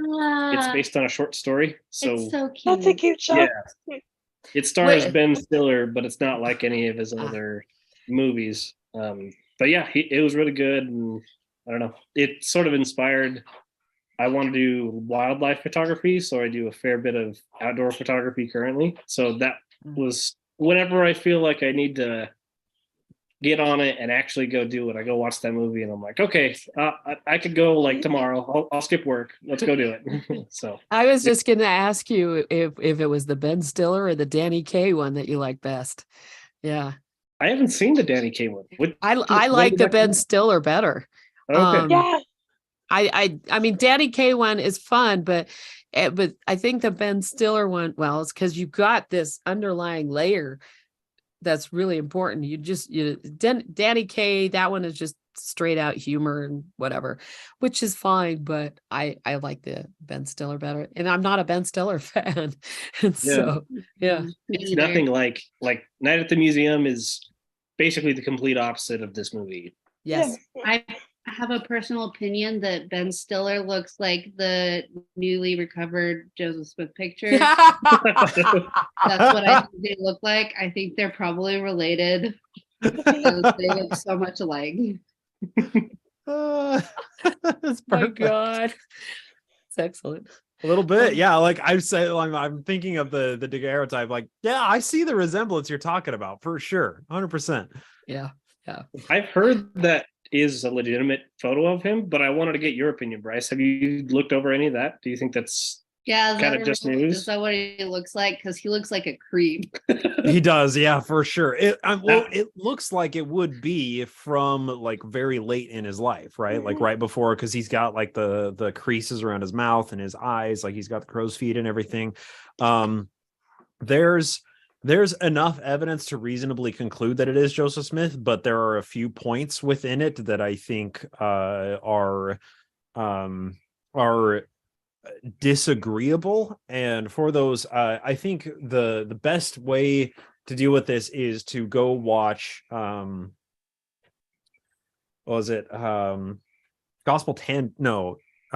Mormon Book Reviews. did an interview with Locke Mackay, because Locke Mackay is a Smith descendant, and is kind of the foremost expert on the daguerreotype. And Locke fully believes that it is actual authentic Joseph Smith, and he did a presentation on it, and I think it's really, really good. But after he gave a presentation at John Whitmer, I was seated among Don Bradley and John Hayacek, and they were like, oh, so according to Locke, it's Joseph Smith if you just massage the timeline a little bit and you flip it reversely and you ignore one of the creases that was in Joseph Smith's head that is not in this, and you ignore like 3 or 4 more pieces of evidence that they talk about and say, then we can say that it's actually Joseph Smith. Okay, very cool. So I will say that there are plenty of people in the community who are skeptical of it. There are people like Locke Mackay, who is a Smith descendant and I think has a vested interest in this being an authentic photograph, that think it is authentic.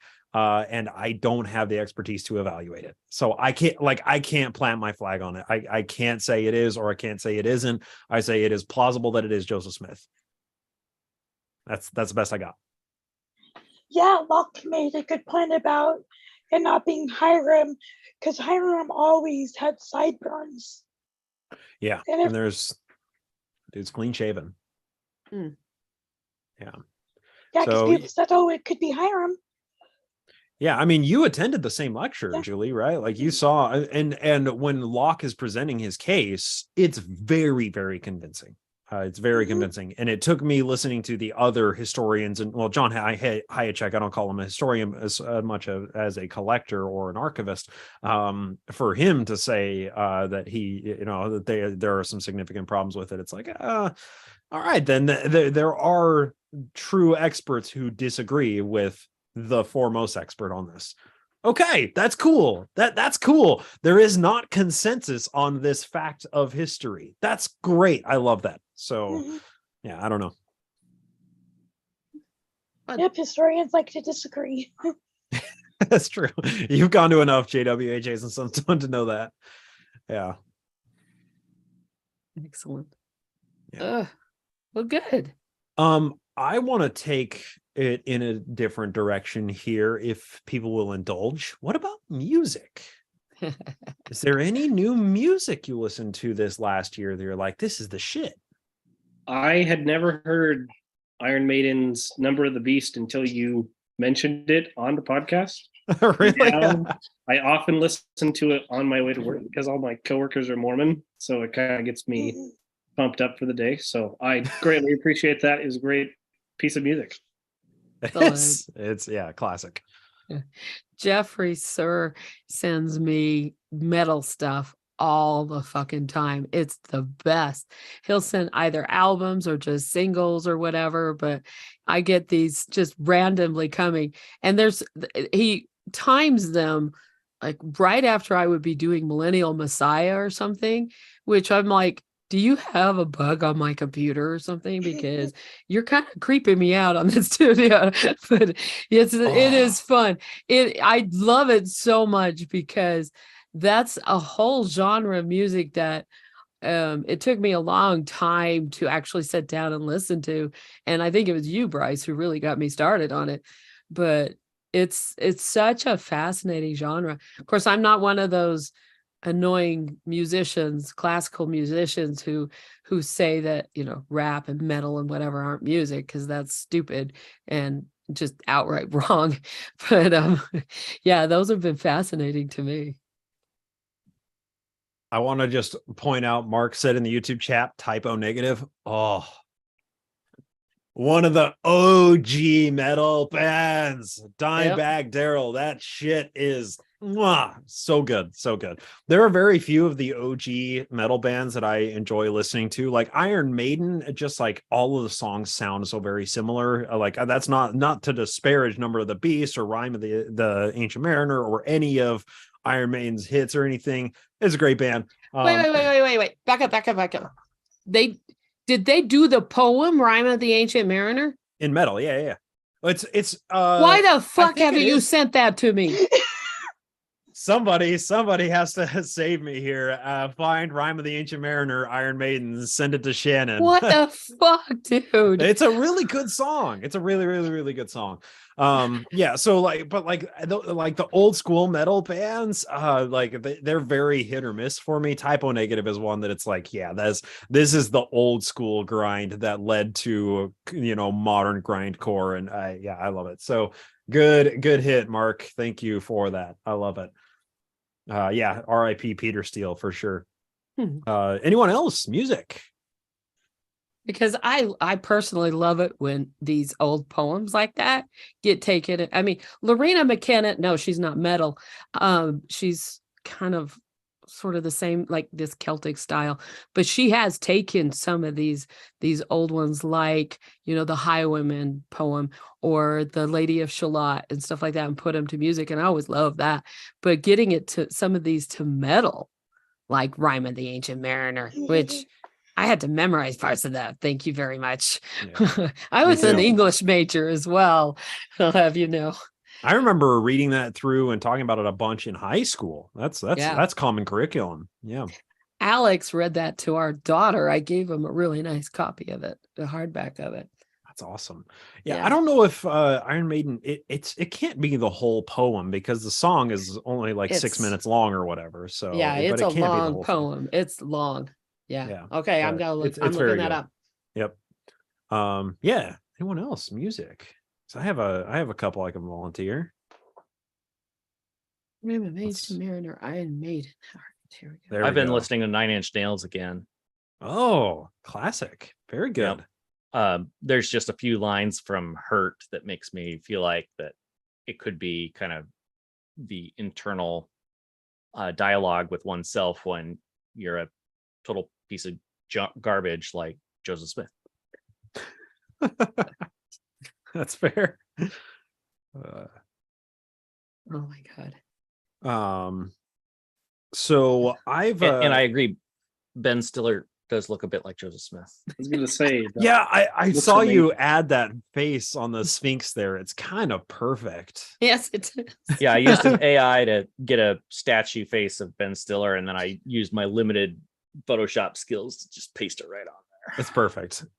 Oh, Mark chimes in about metal. Ghost. So Ghost, I got into them when I was in high school, but I didn't like. I wasn't into them as much as I was like Children of Bodom and Dimmu Borgir and like much harder stuff.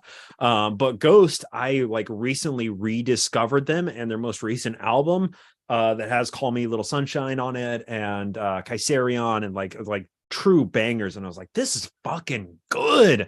Now, my wife does not listen to metal. She does not. She listens to what's popular or whatever, common music, and she listens to a lot of musicals. And we enjoy listening to musicals together and belting out Book of Mormon or Hamilton whenever we're on a road trip. That's great. But she doesn't listen to metal much. And I was like, just try Ghost. Just try this band on real quick. So when we were on a road trip once, I popped on the newest Ghost album, and she was like, this is so good. This is so good. And she's just like started listening to it on repeat, to the point that the song Kaiserion is now like her anthem getting ready for the day. So every morning when she's like brushing her teeth and doing her hair and stuff, I hear Kaiserion blasting in the bathroom, and I'm like, that's my wife. That's my girl. Converted her to Ghost. So yes, Mark, awesome recommendation. Ghost is really, really good. That's funny. See, my thing for getting energy is to bring in something like African style music, or the theme to, or not theme, but the soundtrack to Power of One, which that, by the way, is a movie we need to sit down and watch, by the way, Bryce. Okay. It's on the list, and I keep remembering it whenever I turn that on, when I'm like, I need to get some work done around here. But yeah, that's another good one. But yeah, so that's one I'm also like, I need more recommendations from people, because I've been kind of stagnating with that. Listen to some Ghosts. You might like it. No, I sent you their Dance Macabre. You did. I think. Yeah. You did. And you I think you enjoyed that, if I remember I did. correctly. You've sent me a lot of stuff. Yeah. I have. Yeah. I have because I organize the shit out of everything, and so I have bookmarks of all sorts of things. So there's a bookmark folder of YouTube stuff, and there is a folder of metal, and then inside of that folder is stuff from Bryce, which is a whole bunch of bookmarks of these. The other is stuff from Jeffrey. So, yep. I will say, so Jeffrey occasionally sends me videos, or you'll send me videos after he sends them to you, and I'm like, yeah, oh, Mark, Square Hammer is such a it's a great music video too. I will say Jeffrey has a different taste of the subgenres of metal. Because like everything that he sent me or has sent you is like power metal stuff, which I'm not averse to. Like, fuck yeah, Dragon Force, let's jam to a 7-minute guitar solo. Yes, 100%, I love it. But it's not like really my style of music. But for Millennial Messiah, when you just like gotta fucking rage at the end of reading some of his like racist or sexist shit, power metal can get you a long ways to being like, yeah, punch my fist through a wall and fuck McCranky. Or take a knife to his book. I did take the dagger hanging on my wall. It says shit. I thought it said slut. No, it says shit. That's what we thought too. I thought. Yeah. So yeah, it's a little hard to tell because the coffee spills have kind of filled in some of the areas, because it's one of those fabric glued onto the cardboard cover. And yeah, I nice. Posted a picture of me with the knife going at it one day. That was for real. That wasn't me posing. That was for real. God, I hate this book. There's very few books in the world that I've thrown across the room, and you guys heard me do it on that last episode. Yeah. Holy shit. Yeah. 1984 I did that with too, but I hated that book. There's no hope at the end.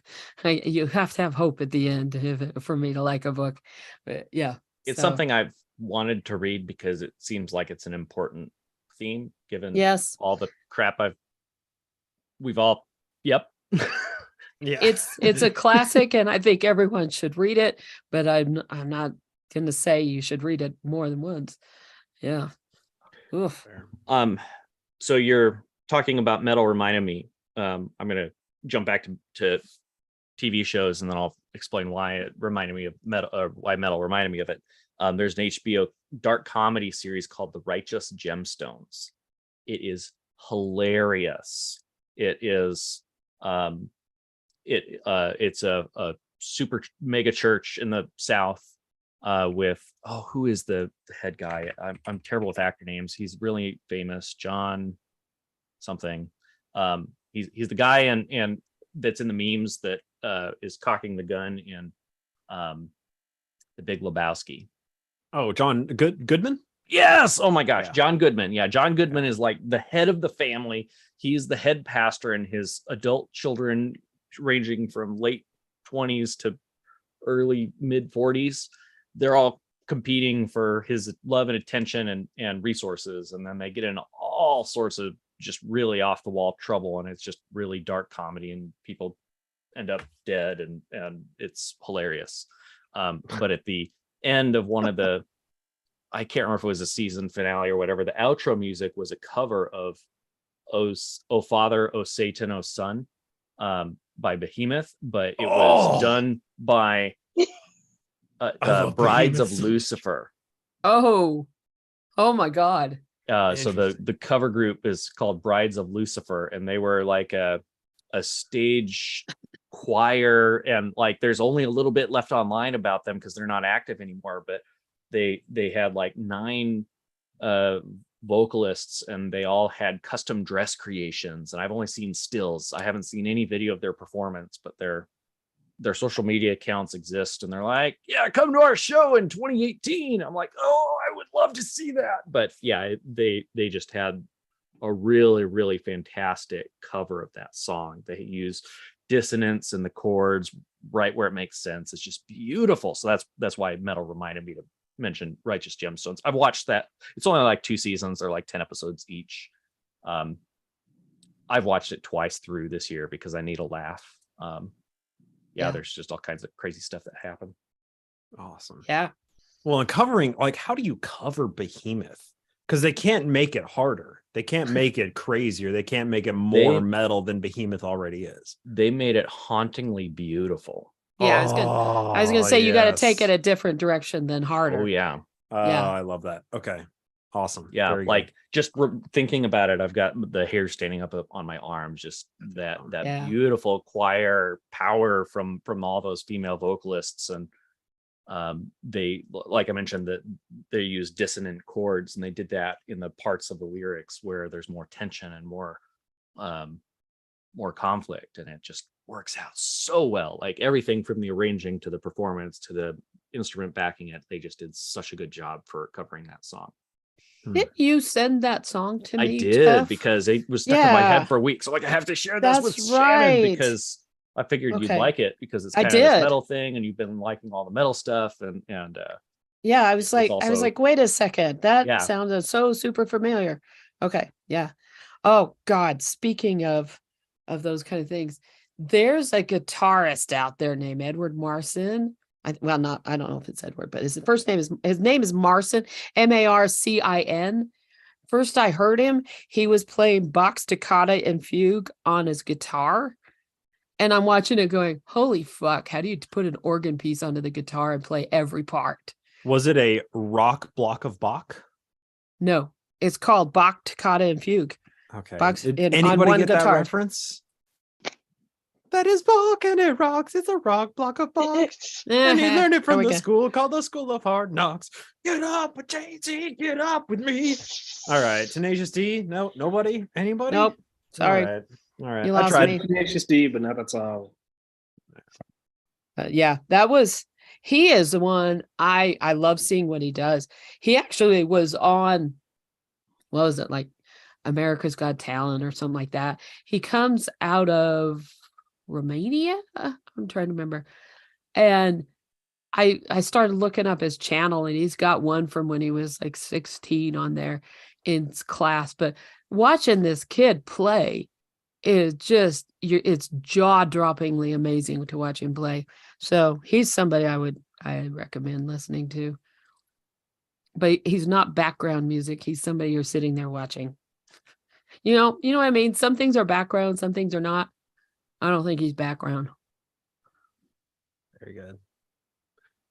So I have a couple of albums that I want to share. The first one is from a band called Shadow of Intent. And this is a very, very niche, but maybe Mark has heard this. Mark chiming in with all these metal references in the YouTube channel.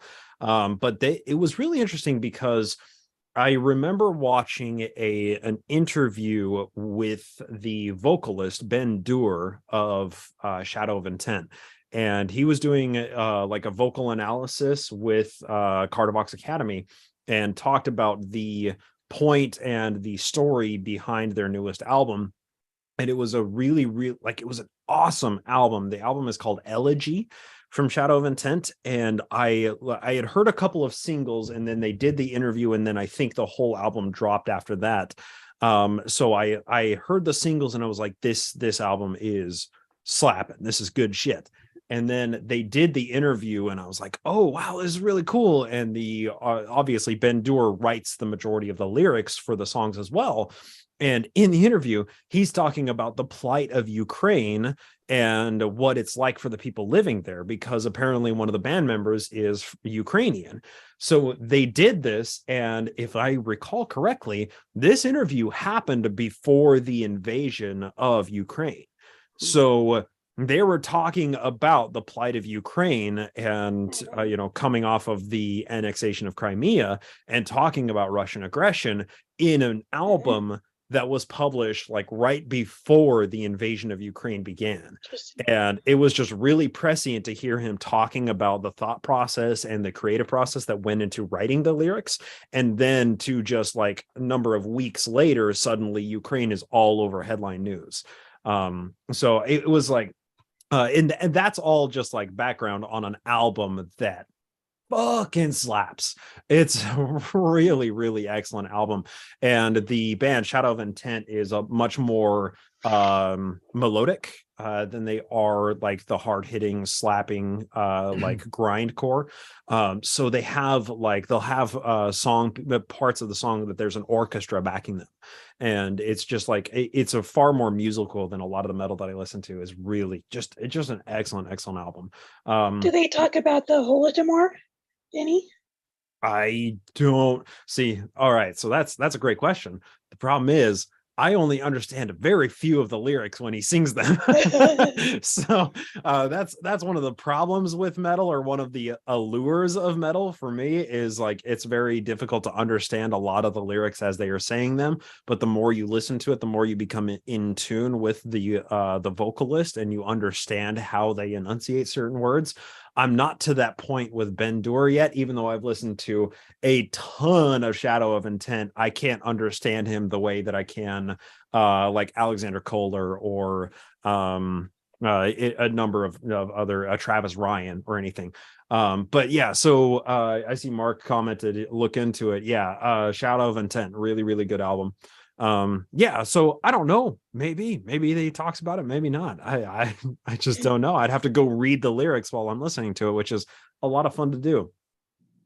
And then the other album that I found, and this was an album that was released, this is a band that I found like 5 or 6 years ago after they released an EP. And I was like, this EP is really, really, really good. This band is showing a lot of promise. And then I just forgot about this band and only rediscovered them actually right before I came out to Sunstone. And I was like, oh my God, they have 2 albums that I've never heard before, which is like, it's Candy Store. It's Christmas Day, because now I'm doing a road trip and I have 2 entire full-length albums to listen to of a band I like, but I've never heard these songs before. So it was wonderful. So I ate those up. So the band is called Awake in Providence, not Awake, but Awake in Providence. And the reason why I enjoy their last album so much, the album is titled Eternity, is because I pay attention to individual musicians within a band a lot.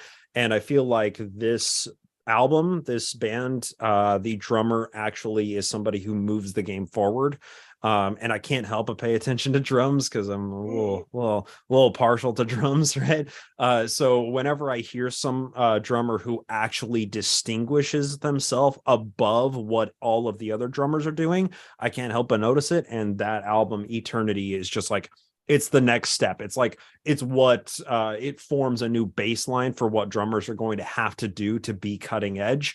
And that drummer like created a new baseline. He created a new meter stick by which to measure other drummers.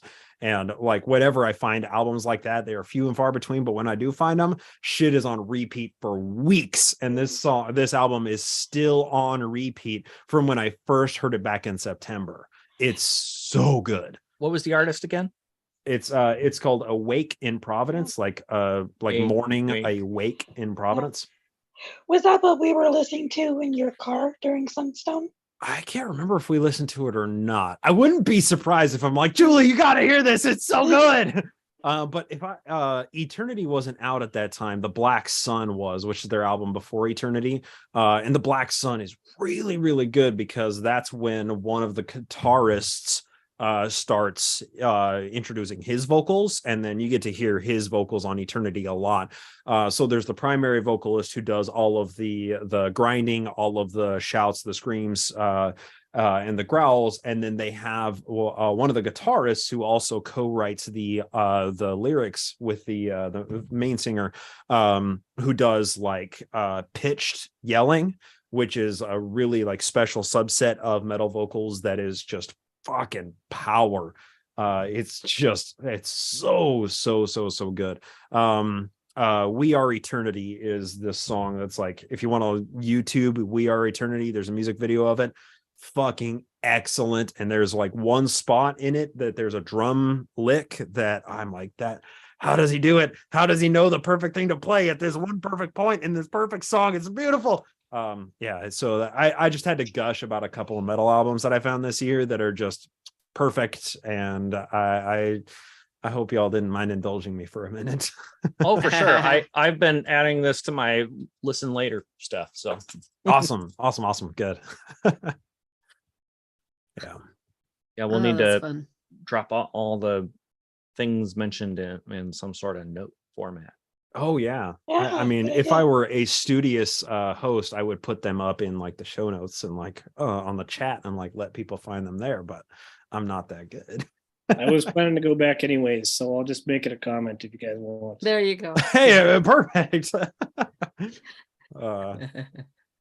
I do have a couple other, I don't know if they're recommendations, but yeah, please do. So one, an oldie but a goodie, since you mentioned drums, may he rest in peace. Neil Peart was the drummer for Rush. So it's like once a year, I go back and listen to basically every song they ever wrote because I just love Excellent. Rush. My brother can play like half their songs. He's a super good drummer. So highly recommend. Neil Peart wrote his own poetry too. So you might like some of that stuff. Excellent. When I was in high school, we actually did a couple of breakdowns in my English class of his poetry, and I always like freaked out internally when he'd bring it up because I was like, "We're gonna listen to a song in this class." It was actually super cool because most poems don't really have music to them, the famous ones you get in English class, but it kind of took it to a different level to interpret the poem and then listen to the song. So I always like Rush. Something I tried out doing this year though, I wanted to find new genres of music and kind of try out different cultures, as well as I want to do a lot of different sort of exploration of life and all the different ways that life presents this year.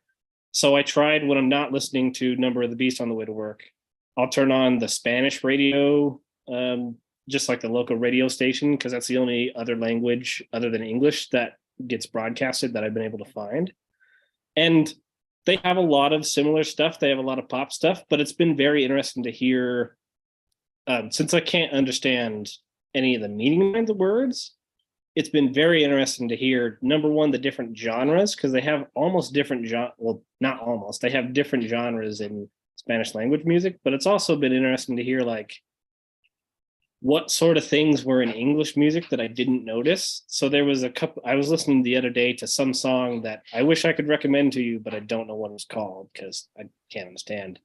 But the guy said a line that like was such a smooth rolling, like rolled right off your tongue, almost like how M has such good wordplay with all the sounds he makes, not just the words themselves. It was like that, but he's speaking Spanish. I didn't even have to know what he was saying. So it kind of caught me how that worked. So I highly recommend, if you want to kind of analyze music more without and actually be able to analyze the music completely independent of lyrics, but still have lyrical music, highly recommend just turning on the radio in a different language and listening to some songs there. That's a good idea. That's awesome. I love that. Cool. It makes the commercials that much more annoying though. So each commercial is an opportunity for a language lesson. Yeah. Silver lining. I try and silver lining shit. Right.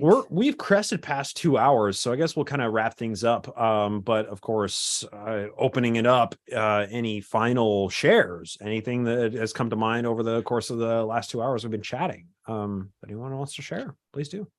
I'll play that cover of Behemoth after YouTube hangs up, so you don't get copyright strike. If you keep the Zoom open. Thank you. Yes, please. Awesome. Julie, did you have any media you wanted to part with here? I think I talked about all I wanted to. Awesome. And what about you, Shannon? You're probably tapped out on media. You've consumed this last year, right? You've shared everything at this point. Just shared every single thing I ever did my whole entire life. Yeah. Here, I'm just putting in the chat in YouTube the link to Marcin playing that toccata and fugue because he's so damn good. It's like one of the most famous fugues by Bach, his organ fugue. In fact, my nephew that I'm teaching cello to has already told me that he told his wife that he wants that played on the organ at his funeral. And so anyway, I put it in there because this kid is so damn good and you should just go listen to him. Anyway. But yeah, I'll talk to you about Jane Austen fan fiction, but that'll take us for the next 27 years. Mark chiming in, John Bonham, Led Zeppelin, one of the drummers that moved the game forward, and then Neil Peart too. Like Neil Peart was a legend. I was a shame to lose. I enjoy just watching him drum more than I enjoy listening to him drum, because he has such an interesting flair, and the way that he moves around his kit that's like 360 built all the like they build him into the kit. He just has a way of moving around his kit that's just very beautiful, very unique. But a better drummer, Danny Carey. Danny Carey is way better than Neil Peart. I'm sorry. I'm planting my flag on that one. If you disagree with me, you're wrong, and it's okay to be wrong. So that's how we're ending it. So we'll go ahead and round it out. We're going to stay on the Zoom call, but we're going to end the YouTube stream because I want to hear this, but I don't want to be taken down a copyright strike. That's a pain. Nope. Do we not have a book announcement for the YouTube people too? Yes, you need to announce the book. You said you were going to. All right, that's right. Your deep dive book. I did at the end of the patron only segment for the last episode, but it's just as well to show it here. Saints, the Standard of Truth. I just got it from Benchmark. It came in the mail like 2 or 3 days ago when I sent you the picture, Shannon. Yep. Saints, the Standard of Truth. That is the new book that we are reviewing. And that's a good the choice. episode that I have prepared for this week that we have yet to record, because Shannon's voice is only just today showing promise of being able to record. It's kind of an introduction to where this book came from, or more importantly, kind of a precursor of where the book came from, which we're going to be getting into in the episode after that, in order to formally introduce the episode or the book into the long format. So yes, Saints, the Standard of Truth. We're going to see how standard and truthy it really is. And I'm like, God, this isn't going to shred you to pieces like that fucking book did to me. No. But then I'm like, well, he did do Miracle of Forgiveness, so I'll give him this one. That was a really good choice for the deep dive. Yes, it is. Yeah, for sure. I'm excited to hear your take on it, because you know a few things, which is why we're here. Bryce is really the one to do the deep dive on something like this. History. Yeah. And it's one of those things that I just haven't seen a whole lot of historians commenting about. So I just want to formulate my own opinions of. So in order to do that, I got to read through it, long form review it. And as kind of an ancillary goal of it, it will be a bit of a rehashing of some of the finer points of early Mormon history, which I think is generally fun for listeners. So I think that's I think it's actually going to be fun. It's a long form book review that isn't going to drag us through the gauntlet every goddamn time, because Millennial Messiah has sucked, Shannon. God, it has. Miracle of Forgiveness could have been a pamphlet. Punishment. I wish it had been. Yeah, and you could like tell us what they're leaving out and what they didn't say. That'd be like, if you'd like make notes on that and let us know. Exactly. And that's primarily why I want to do this, because if they're writing this, well, look, this is supposed to replace. Let us know what slips through the cracks. Those black binded books right there with the gold on them, right? That's the documentary history of the church, right? This book is supposed to fucking replace those. This one book. And they're writing it at a 6th or an 8th grade reading level. No, they're going to leave a lot out. So that's one of the primary goals, is like, okay, what do they decide to talk about? What do they decide to very carefully leave out? Yeah. And I'm very curious to really dive into the nitty gritty on that. I'm also wondering how much they're going to do like they did with the movie How Rare a Possession. If any of you remember that came out around when I was out on my mission, but it was this way to introduce the Book of Mormon to non-members, and it would it would show scenes, enact scenes from the Book of Mormon as whichever individual is reading them. So, of course, the scene of Ammon, who is out being a missionary, and, the bad guys were stealing the sheep from Lamoni, King Lamoni, and how he's supposed to chop their arms off. In the film, How Rare Possession, he didn't have a sword. They pulled out a slingshot. And I'm like, that's not the story, dude. The story is very different. They're like, well, they're new people coming in. We don't want to scare them off. Then why are you doing that fucking scene? Them. Yeah, exactly. Honestly, I wonder if that's what Joseph Smith meant, and then he was just so high on whatever when he had his face buried that it just came out the way it did. Yep. He just chuckled to himself. To get rid of the sword and disarmed. And then he just threw it in there. That would help with the still. That would help with the still problem. That's it. It doesn't fix the sheep problem though. Yeah. That's true. There were no sheep. Okay. Yep. Awesome. And then to finally round it out, to answer your question, Mark, when is your book coming out, Bryce? When the time is right. That's the only answer I have. I'm sorry. I wish I had a better answer, but I do not have one. So. Yeah, I'm not going to lie. When you were reaching and pulling a book, there is a part of me that thought that it was going to be something else. Sorry to disappoint. It's not quite time yet. That's okay. But with all that, we have our patrons to thank for this broadcast, for joining us, for funding us to the Patreon goal that we do these quarterly hangouts. This was supposed to be quarterly, but pneumonia is like a fucking thing. But Shannon, it's awesome to have you cognizant and vocally capable of doing this just a week late. So thank you. Yeah. Thank you for doing this. Thank you me for going to the doctor and getting treatment for it. Yeah, instead of just waiting until it almost killed you like you usually do, right? Like I usually do. Yes. Oh no. I know, it's stupid. That's Shannon. Then the past is the past. Yeah. That's right. We've left that behind. You had to almost die 3 times in order to leave that practice behind. 4 times, my mistake. But now you actually go to the doctor when you're sick, so that's good, and you're doing better now, which is awesome. You sound way better than all of the videos that you sent me over the past week, like progressively better. So, and tonight you're great. So but yeah, so of course our patrons, patreon.com/glassboxpod. Y'all joined us tonight. Some of you did, and those are the fine folks who support us financially so that we can do this, ad free and whatnot, and we have we have fun doing this, and the money from Patreon is kind of a byproduct of it. But in any case, we do want to thank our supporters for supporting the show financially, and for just tuning in and hanging out. I mean, I had fun. Shannon, it looks like you had fun, and I hope you listeners had fun as well. Always. So we will call that a night. Thank you so much for joining us. We'll kick off of the YouTube live stream, and we will see you next quarter, which is technically this quarter because we didn't actually end this 22. But you get the idea. Take care, everybody. Bye.